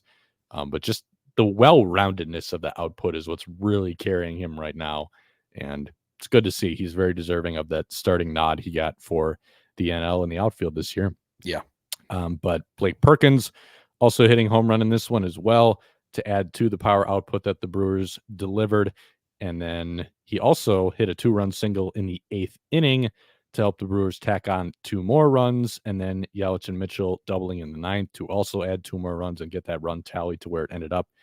Jacob Junis, another highlight in this one. We talked about Bryce Wilson covering innings out of the pen in game 2. Well, Jacob Junis essentially did the same thing in game 3. He went 2 2/3. He did allow a 2-run home run to Chris Taylor, but the bottom line is really he came out with a big lead and just kept this game from getting especially close. The Brewers expanding the lead. I think there is something to be said for not docking guys so much for allowing damage when the lead is big, because it is going to change how you pitch. Yep. We talked about Keuchel wanting to avoid the heart of the zone. Like, Jacob Junis is going to be a little bit more aggressive in the strike zone, pitching with a big lead than he is otherwise. So I do think that matters a little bit. Have we found the best way to evaluate that or quantify it? Probably not, but I do think it's something to keep in mind. Yeah. Plus, Chris Taylor is, I think, contractually obligated to hit a home run against the Brewers. So Yeah. it was going to happen this series. Yeah. But going back to just having Wilson and Junis back in the bullpen now, I think that's going to help. I know I'm not just generally not a huge fan of the Bryce Wilson profile, but I've talked about it before. We talked about it last week. It plays a lot better out of the bullpen. Yeah. Like, that's a much better way to get that profile to play up. And it did last year. I think it can this year still. He didn't do as well in the Pittsburgh series, which we'll get to. That was really just one bad pitch, though, so you can't hold that against him too much. But the point is, having guys in this bullpen now who can provide length, you're getting a lot closer to the vision that Pat Murphy and the Brewers had for this pitching staff coming out of spring training, which was, we're just going to kind of have a hodgepodge of guys who maybe aren't in the most defined roles, but we know that they can give us, 2 to 3 innings at a time. And that makes it a lot easier to piece things together when you have that length across your staff. So it's good to have some of these guys coming back. And like I alluded to before, the Brewers could have some more guys rejoining the team as well in that kind of capacity. But we're going to move on now to the Pirates series. The Brewers came home, and it seems to be a tradition that every year the Brewers need to play the Pirates shortly before the All-Star break, and it needs to be an underwhelming series. Yep. And that happened again this time. This time it happened at home. One of the flattest losses of the year, I think, coming in game 1. The Pirates winning this one 12-2. And it's not the greatest loss in terms of, how many runs they've lost by this year in a game. But I think just overall how this one went, it was the flattest one, because just to kind of put it in perspective here, I think here's the stat that kind of illustrates it for you. The Brewers allowed 5 home runs in this game, and as an offense recorded 6 hits. So they almost allowed as many home runs as a pitching staff as they recorded just overall hits as a lineup. And there was some kind of shoddy defense in there. Willie Adames making an error early in this one. He also had a play, I believe it was the following inning, where he almost essentially allowed an infield single on what should have been a routine out, because instead of charging and coming around the ball, he played it flat-footed and tried to wind up and just kind of played it slowly and played it conservatively, which almost led to an infield hit. But then there was a play against Colin Ray later in this game where Vinny Capra had a hot shot hit at him that he would probably tell you he should have had, but it wasn't the easiest play either. But point is, just not quite the tightest game for the Brewers defensively. I talked about Ray there a couple seconds ago. This was not a Colin Ray special, unfortunately. It looked like it was going to be a Colin Ray special because he got through 5 innings pretty efficiently, and he came back out for the 6th, and that was when things just kind of started to fall apart. I know you doxed me over my text that I sent you going into that inning. I wasn't going to do it on here, but yes, it was Jack's fault, everybody. I was feeling pretty good about Ray getting through one more, because the command was not great to start the game. I thought it was getting a little bit better as he went on. He was coming off of a strong, efficient 5th inning, and the Brewers needed the innings. Colin Ray's been good at eating the innings this year. I do think to some extent this was kind of an example of the magic that's made Colin Ray so successful running out a little bit in that inning. Yeah. It wasn't. Was it 7 runs bad in terms of the 7 runs that he ended up being charged with? No. But there was some loud contact and kind of a mix of loud contact and some bloopers finding holes. That's kind of what it takes to have a blow-up inning like that. But really, the stake through the heart of the Brewers was Bryce Wilson coming out of the bullpen with the bases loaded, trying to kind of clean up the mess for Ray a little bit. he allowed a Joey Bart grand slam a few pitches into his outing, hung a 2-2 curveball basically right down the middle, and Bart didn't miss it. So at that point, things were looking pretty dire. Wilson did rebound to record the next 3 outs in order, struck out a couple guys. So again, really just the one bad pitch for him, but the damage had been done. More home runs to follow for the Pirates. Hobie Milner allowed a homer to Rowdy Tellez. Yoel Payamps gave up 2 homers, both on fastballs, which that alarms me a little bit more. We've talked about Payamps a little bit. I've always been more optimistic about him because a lot of the struggles seemed limited to the slider, but we've seen more walks now. He hit a guy in this inning, 2 home runs on 4-seamers down the middle. Like, when the struggles start to bleed into other areas of the game, my concern is going to start growing a little bit. So not great there. I asked Pat Murphy about it the next day, and he was just kind of acknowledged, yeah, it hasn't been where we want it to be. It's been inconsistent. We just got to find a way to get him right. We'll see how much more time the Brewers have to get him right, because, you got some guys coming back and he's out of options, but yeah, we'll see what happens on that front. But like I said, the Pirates hitting 5 home runs total in this one. And then the Brewers only scoring in this game, the 2 runs that they did put up, coming on a William Contreras RBI double and a Blake Perkins RBI single that did tie the game briefly, but as we mentioned, that didn't last very long. Moving on to game 2, the Brewers bouncing back in this one. Earlier in the afternoon before this one, Pat Murphy giving the Brewers a little bit of a vocabulary lesson. We came into the clubhouse before this game, and there's like signs scattered everywhere that say Undaunted on them with the definition. Everybody's wearing the Undaunted t-shirts. But basically just the message from Murphy is, this is a good word to describe how we need to conduct ourselves for the rest of the year. Yeah. We've already done it. We need to keep doing it. You really can't pay attention to the outside noise or let disappointment or anything like that get you down. So the Brewers definitely showing some undauntedness in this one, bouncing back from the game 1 loss behind Tobias Myers, who for the second time now in a little over a month has delivered 8 innings. He's the only Brewer this inning to pitch into the 8th inning, and he's done it twice. So 8 innings for Myers in this one, 4 hits allowed, 1 walk, 6 strikeouts, all 6 of those strikeouts looking. And we talked about Contreras framing the ball better in this one.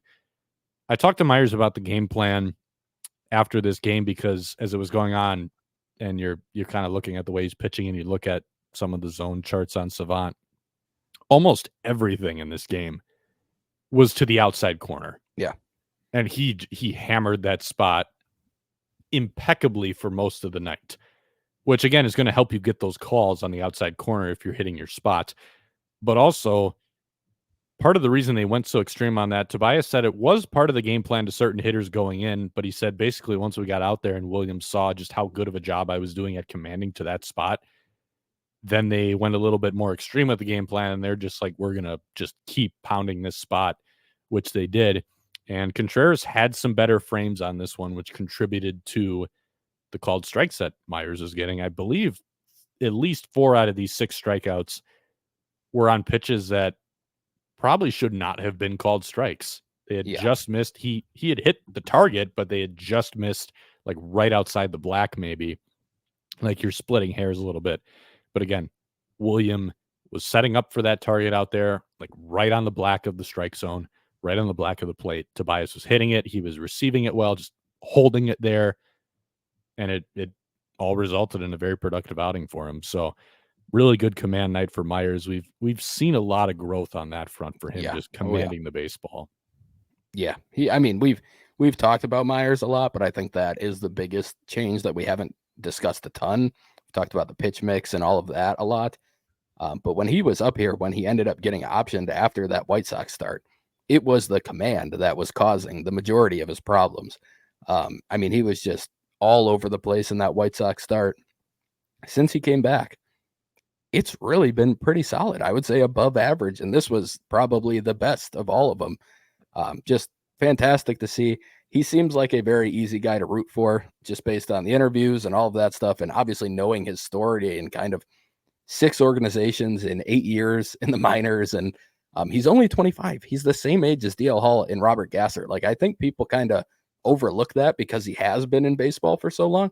Like, he's a prospect. He's not like some random pop-up guy who's 29. It's not like, I feel like that's like what Mike Fiers was when he came up, kind of like this 20, is 27, I think he was, or 26 yeah. maybe, because he came up he was like a September call-up for a couple days in 11. I think he was 26 then. Okay. But the year he really kind of came onto the scene in 12, he was 27.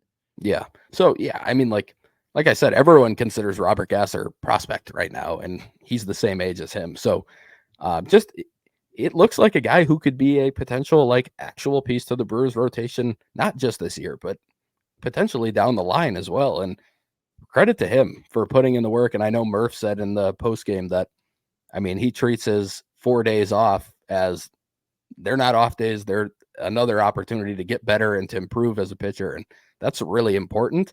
And I'm guessing that's probably something he's learned a little bit more about in the majors versus what he was getting in the minors. There's just a different schedule for major leaguers versus minor leaguers. It's not that they aren't told that they need to do this stuff, but they have a lot more time around the facilities and access to the facilities for major league pitchers. So it's been great to see. And I mean, it'd be pretty hard to see him not finishing the year on the rotation. Things would have to go really poorly for that to happen as long as he's healthy. So great to see from Tobias. We'll talk about the offense in this one now, putting up their second 9-run showing in as many series. Willie Adames and Sal Frelick having really nice days. Sal fell a home run short of the cycle. Yeah. And he also made a nice sliding catch for Tobias in the 6th inning as well, going down the right field line. I don't think people fully realize that can be a challenging play, knowing that you have the wall coming up on you there. Yeah. I think it helps Sal that this is his home ballpark and he's played a lot of right field here, because you could tell he really didn't need to check for where that wall was as he was going for that ball. He knew his surroundings really well, and that obviously is going to give you more confidence to make a play like that.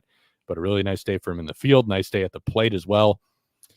We talked about Adames as well, having a really nice day. So he helped the Brewers get on the board in the first, as did Frelick. Those two were hitting back-to-back in the order. So Adames hitting a 2-out, 2-strike double to score Christian Yelich, and then Frelick hitting an RBI single to the opposite field to drive in Willie. So getting off to a nice start there. William Contreras hit the ball very, very hard in this game, including a 2-run double in the 4th that was hit 117 miles an hour. He had a couple other loud outs in this one as well, just on top of that double. But William hits the ball about as hard as anyone in Major League Baseball. So you're gonna see stuff like that. If he could just elevate it maybe a little bit more.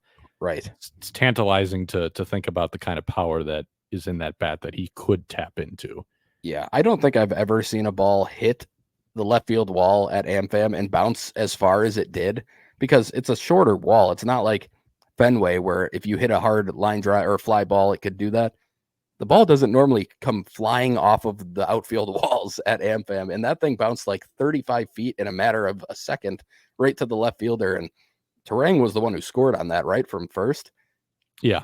I could not believe he scored on that, given how hard that ball bounced and right to the left fielder. Like, credit to Bryce on that too. I mean, he's obviously very fast, but he was clearly cutting the base as well. And that was just an impressive showing. I know William had 118 on the road trip as well. So he's had some really, really hard hit balls over the last couple of weeks. And I think the swing is looking much, much better than it was when he was really struggling a month or so ago.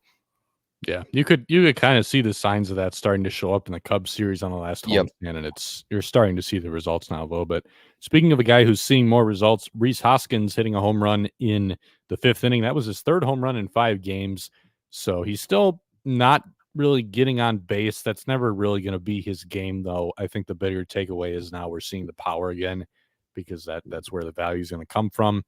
He's been a replacement level player this year, which is what's going to happen when you're only sitting on an okay line with the kind of profile that Rhys has. But if we can start to see a little bit more of the power, hopefully he can get a little bit closer to the kind of player the Brewers were hoping they would get at first base this year. Definitely a good start over this last week here. Andrew Monasterio had 2 hits in this one as well. He hit an RBI single in the 7th inning, and then Willie Adames providing the final dagger in this one with a 3-run home run in the 8th. So good showing for the Brewers there. Unfortunately, the offense would dry up very quickly in Game 3 for the rubber match. Paul Skeens is very, very good. That's the main takeaway from this one. That was my first opportunity to watch him in person, and just big dude with really good stuff who, mind you, big dude who throws from like a low slot, like across his body kind of. And very controlled. Yeah, it's impressive, man.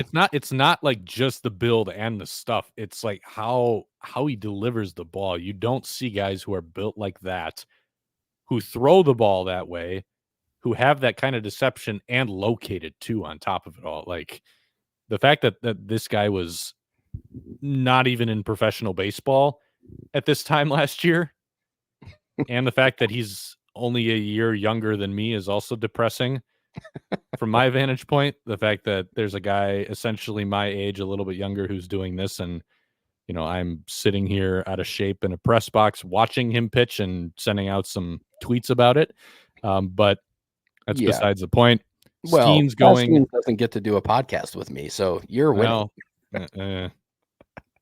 I don't think that's the confidence booster that you think it is. But 7 hitless innings for Paul Skeens in this one. He struck out 11. The only base runners the Brewers managed against him were a walk and a hit by pitch. Kind of a tale of 2 days for the Brewers approach a little bit. So they had Paul Skeens at 63 pitches through the first 3 innings, and 6 of 11 hitters had seen 6 or more pitches against him. They were really making him work. He wasn't in the strike zone a ton those first 3 innings. His zone rate was around, I think it was like 40%, or 44%, somewhere in that range, which is below average. And they were following off some pitches, just working long at bats. He threw under 40 pitches for the rest of this outing to get to where he was. He finished the day with 99 pitches over those 7 hitless innings.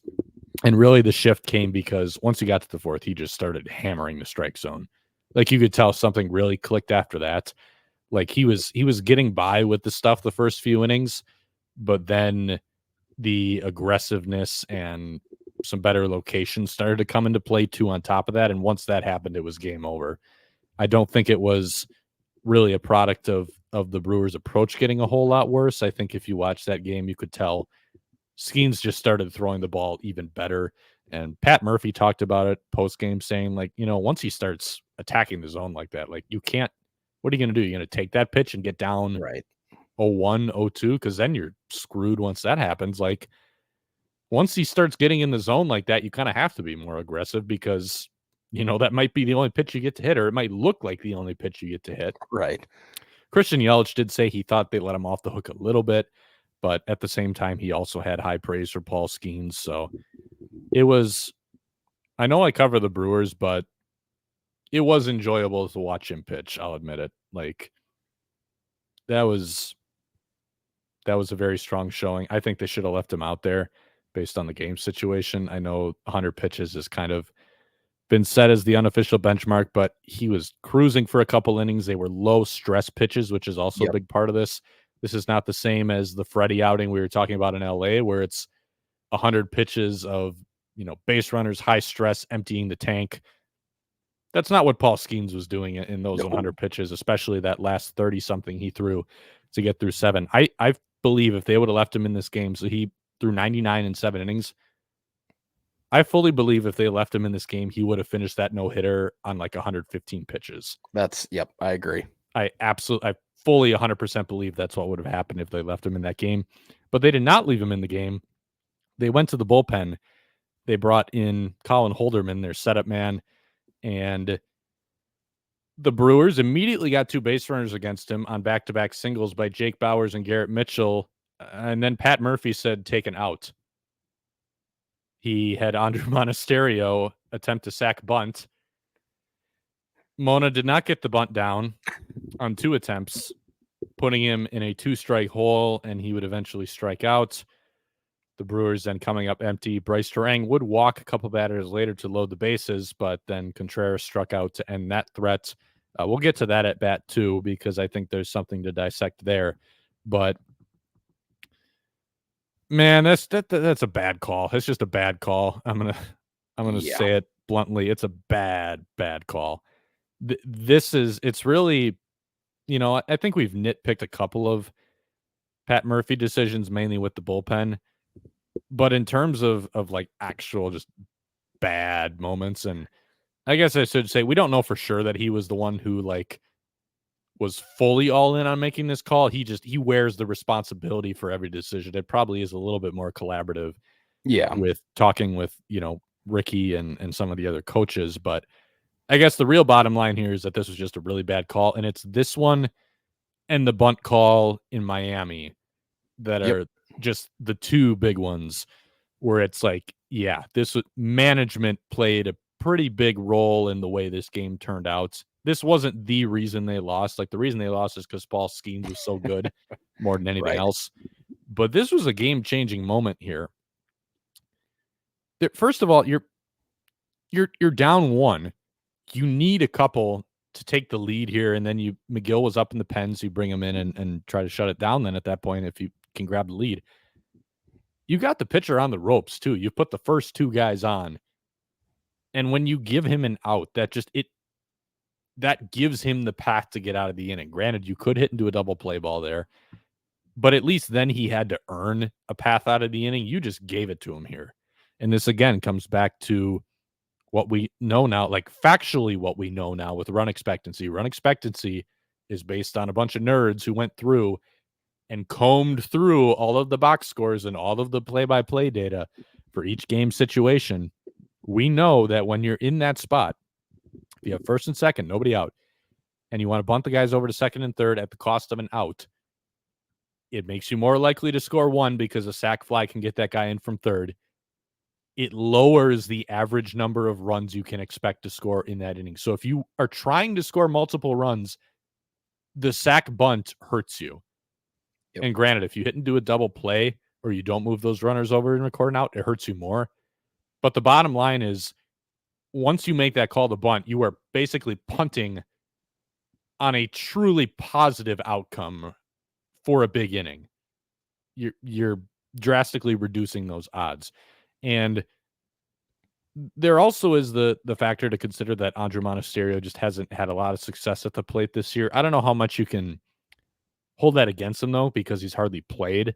Like, I don't really care a whole lot that Mona's got a really low OPS, and how many plate appearances does he have? It's probably not even 50. If it is, it's close. It's very low. Like, those numbers don't really mean anything. But Murphy talked about this in postgame, and the explanation was also perplexing. It demonstrated again that, like, that Murphy has a thought process, or the Brewers, I should say, just everyone involved with making that decision. There's a thought process there. I very much disagree with the thought process, because the bottom line of how Murphy explained it was he wanted Bryce Terang to get in that bat against Colin Holderman in that inning. And for Bryce Terang to get in that bat against Colin Holderman in that inning, mind you, Terang is the leadoff man, and Monasterio was the 8-hitter. So you have Monasterio's up, then you have Blake Perkins on deck, and then Bryce Terang. So you got a couple hitters you got to get through to get Terang to the plate.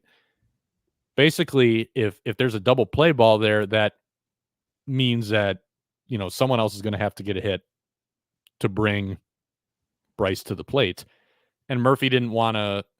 Murphy was just trying to avoid the double play, essentially, to make sure that Bryce got a chance to bat, is kind of how he explained it. He also said that avoiding the double play, or, getting the runners over, whatever it might be, would also raise the possibility that he could have pinch hit Rhys Hoskins for Blake Perkins.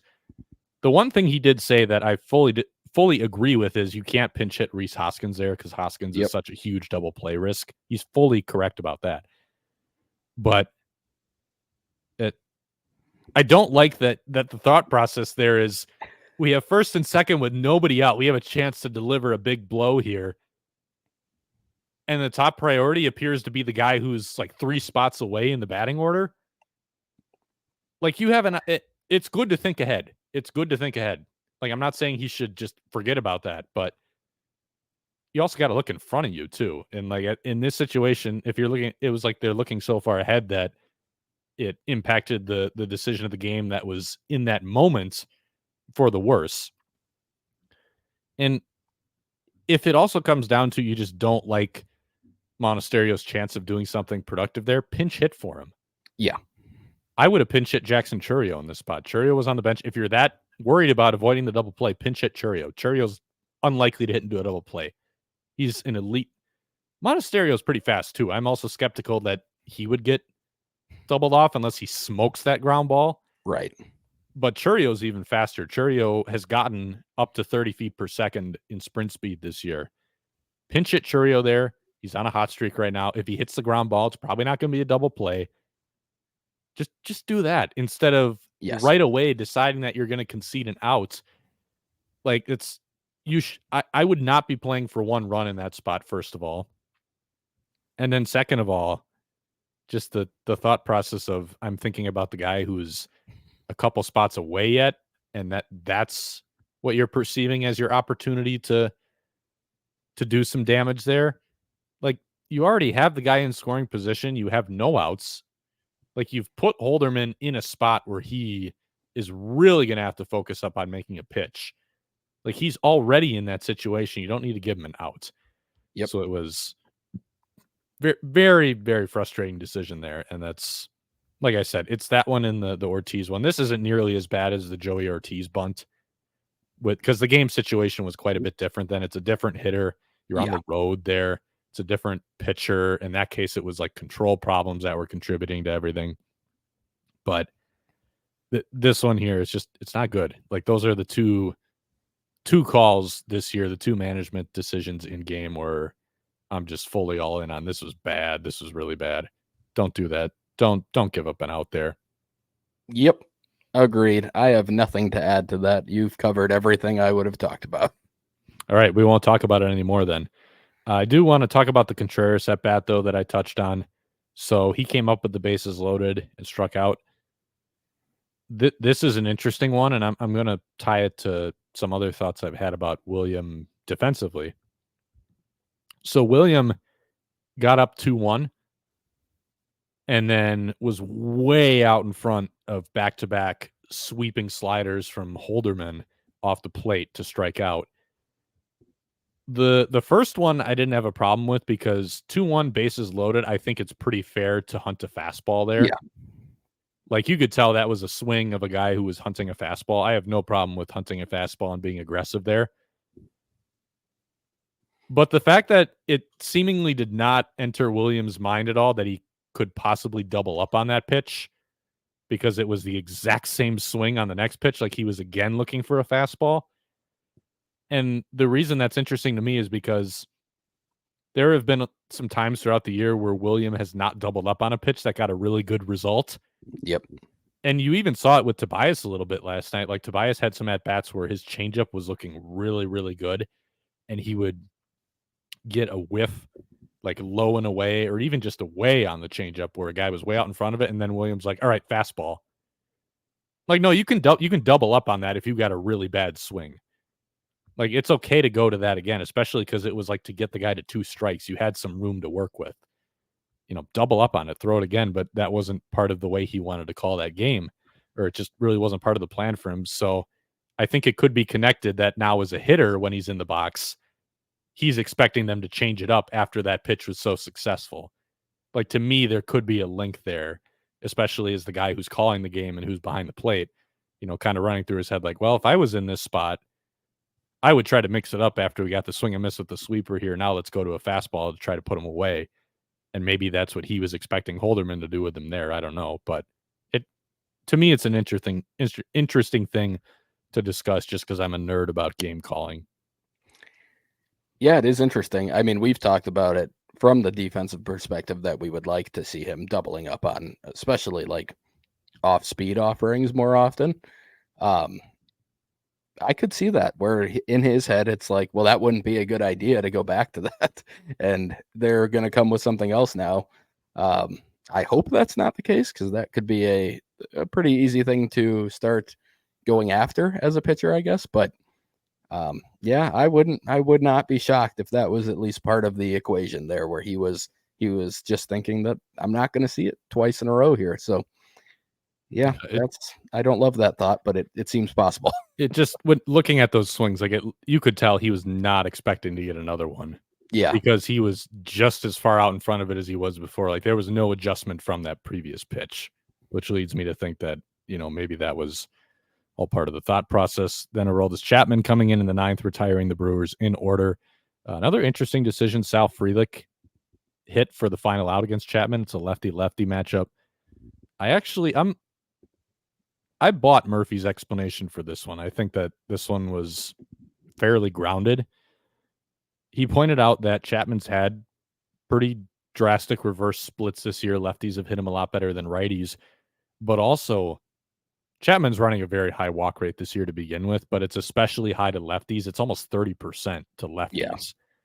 And that might just come with the fact that he doesn't have the room to miss arm side or something. So maybe he's a little bit more afraid to be aggressive in the zone. I don't know what's causing it, but it does seem kind of plausible.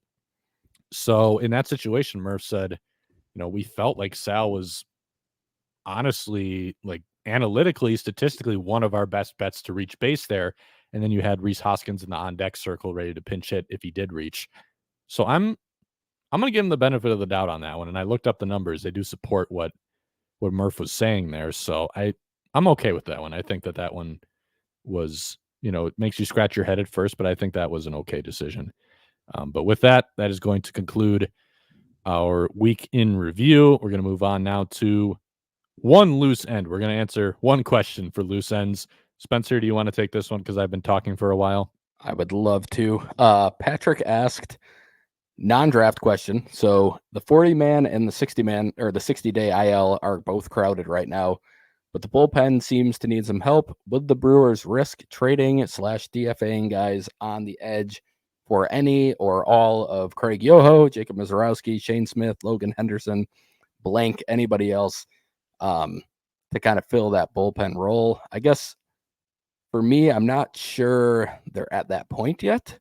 I will say this, just on the topic of trading from the pen, I would not be shocked to see the Brewers make like a smaller trade involving pen depth, because it is getting somewhat crowded and they are going to have to make some decisions. And I think they have a lot of major league caliber relievers who are kind of running low on options or out of options. So they may actually end up doing that. That would not shock me to see somebody from that group traded at the deadline. But I think all of the names you put out there, especially Yoho and Mizorowski, I feel like there's a chance we're going to see them. I think in September, I'm almost convinced we'll see Mizorowski by then, as long as he's not at some sort of innings limit. And it'd be hard to argue with Yoho being part of that equation too, because the results and everything he's done so far this year out of the pen have been absolutely fantastic. I love Logan Henderson. I think he is capable of pitching in the majors soon. I don't know that they're going to get to a point where they need him. I think you'd have to have some more health issues. And same with Shane Smith. Both of those guys look like starters to me too, long term. So I think they may just want to keep them there and potentially move them to AAA and just start. But I wouldn't be shocked to see a trade or a DFA of a guy that's kind of surprising, like a Piamps at some point here. But they do have options still with like Hobie and Figueroa, although I think Hobie might have just reached 5 years like today. I'd have to go back and look at the math, but I know he was getting close. Yeah, so that may have run out, at least in terms of him having to accept an option. But yeah, it's going to get crowded, and it wouldn't shock me to be. I think some people might be surprised to see like a name that we are somewhat used to potentially getting traded, or even a guy like Rob Zastryzny might have some interest to some people once the Brewers have all these lefties back. A guy who's shown that he's kind of changed some things and might actually have some real major league potential right now. Like I could see him being worth a flyer to a team, but it's going to be interesting for sure. I really don't know how they're going to handle all of this. It's going to be tight. I could see it going either way with a guy like Zastryzny, depending on how other people value him. Do you make him an available guy and see if teams are intrigued, or is he the reason that other guys become expendable to you, and then you try to get value for those guys, knowing that Zastryzny can backfill it? Yeah. There's a part of me that almost thinks the second route is more likely with how they choose to do it, but we'll see what happens on that front. They are going to have to make some decisions there. Yeah. They're going to have a lot of depth coming back, hopefully, if everything goes according to plan, which actually leads us very nicely into the injury updates section. I know you have some minor league names you want to talk about quick. Do you want to rattle those off first? Sure, I'll just quickly talk about him. Mike Bovee, who is having a very good year, and obviously we've talked about him in the minor league sandbox a few times. He was placed on the 7-day IL with it hasn't been announced, but he was dealing with shoulder issues. I would assume that it is related to that. And then Juan Baez, another guy we've talked about quite a bit in low A. He's been out for a while now. He was sent on a rehab assignment to the Arizona Complex League, so should be returning to Carolina soon. And Jack can take us through these major league updates. Yes, I can. So Joe Ross began a minor league rehab assignment last weekend in Appleton. He was now reassigned to Nashville, and he pitched there last night.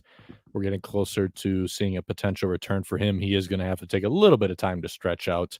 I don't remember off the top of my head how deep he went. I think it was 2 2/3 in Nashville. So I guess I do remember off the top of my head. That's a shocker for once I actually recall the number correctly without having it written down. Just shows how good my memory is. But DL Hall was making progress. He was making what wasn't even supposed to be a Nashville rehab start. The previous one was supposed to be his last start, but it was cut short by a rain delay. So he had to make one more so they could stretch him out a little more because he didn't hit his pitch count for that one. And then in that outing, he had to come out because he got drilled in the pitching forearm by a line drive. Just been a snake-bitten year for this DL Hall rehab assignment. But the good news is he's avoided a fracture. Pat Murphy said it's just a contusion. Right now, the plan is to shut him down for anywhere from 3 to 10 days. Just kind of depends on how long it's going to take the swelling and the soreness to clear up. But there shouldn't be anything lasting there. Once he's ready to go again after that 3 to 10 day shutdown, he's going to make another rehab start. Sounds like it's hopefully going to be the last one. And then they should be ready to bring him back. But I guess if there's anything we've learned at this point, we should never count on DL Hall's projected last rehab start being the last rehab start. But hopefully he finally clears the hurdle this time and he's able to come back. I'd still like to see the Brewers try to bring him back as a starter. He might end up in the pen just because that group has become a little bit more stabilized now with Tobias and Aaron Savali. But, we'll see what happens.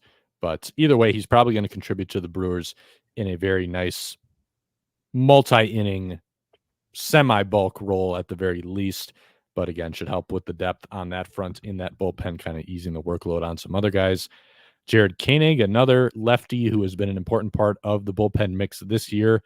He's making progress as well. Pat Murphy said he should be good to go after the All-Star break. They might send him out just for one rehab appearance just to make sure that they get him in a game first. Make sure everything comes out clear before they bring him back to the big leagues because he hasn't pitched in a couple of weeks. And as a reliever, that can be just a situation where you might rather get an outing in a lower leverage spot or a lower pressure environment to make sure everything's all good. Make sure that the rust has been shaken off. Gary Sanchez was, according to Pat Murphy, originally facing a 12-week absence for his calf injury. But now he's ahead of schedule, so they're thinking it might be more like 6 weeks, meaning we would see him back in August. Details have been kind of scarce on that, so I'm not going to comment anymore because that's really all we've heard. When he first was placed on the IL, Matt Arnold told us it was going to be a short stint, potentially around a minimum stint. It sounded more precautionary, but evidently, based on this update, it was a little more serious than they thought, but now he's making better progress than they thought at that point. So we may see Gary Sanchez again. We'll see. Eric Haas is also doing a nice job filling in for him as well, though, but looks like based on this update, that decision is not especially imminent with what the Brewers are going to do with that roster spot or with the catching mix. Back to the bullpen. Devin Williams threw a live batting practice on Monday, Tuesday. Sorry, they had a day off on Monday. He threw a live BP on Tuesday, and then he and Joey Ortiz were sent out to Appleton to begin rehab assignments on Thursday. Ortiz played tonight. He could be back by the weekend if all goes well on that stint, as he recovers from a little bit of a stiff neck that he was dealing with for a few weeks. And then Devin Williams will make his first rehab appearance on Saturday, and hopefully that is able to lead into a return around potentially maybe the trade deadline. We'll see. Brewers haven't really put a specific date on it because they want to make sure that they're not rushing him. He hasn't faced hitters in a game environment since spring training, so it is going to be a full build-up process for him. It doesn't take as long for relievers because you don't need to stretch out, but you do still need to build up in the sense of going through your routine, getting used to pitching in live games again. Maybe they try to get a back-to-back in there or something to make sure he's good. We'll see how they decide to structure that rehab assignment, but probably going to be a couple weeks for him yet. We'll see. But the Brewers hopefully getting healthier. Every time we've said that, though, some new stuff has cropped up, but hopefully they can get a little bit of that depth back that they were hoping to have going into the year. With that, we're going to close out the show by previewing the upcoming Nationals series. Washington is coming to Milwaukee for the final series before the All-Star game. That'll wrap up a 6-game homestand for the Brewers. Freddie Peralta is going to get the ball in Game 1 against TBD, our favorite mound opponent. Dallas Keuchel will also start against TBD, as will Colin Ray.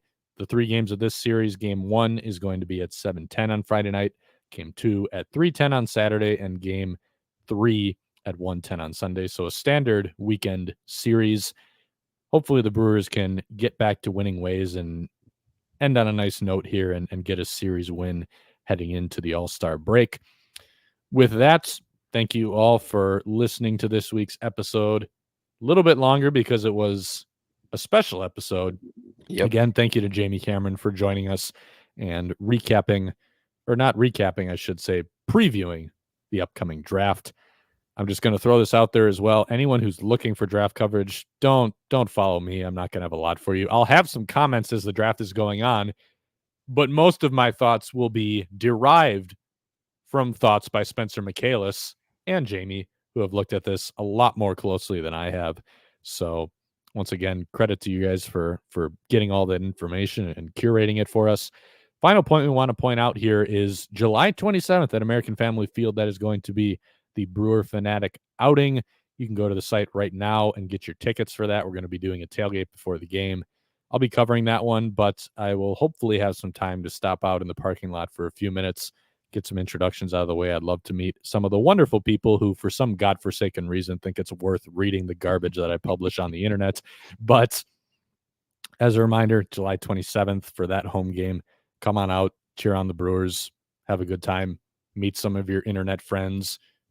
That's what they always tell you, right? Meet all of your internet friends. It'll always go well. Yep.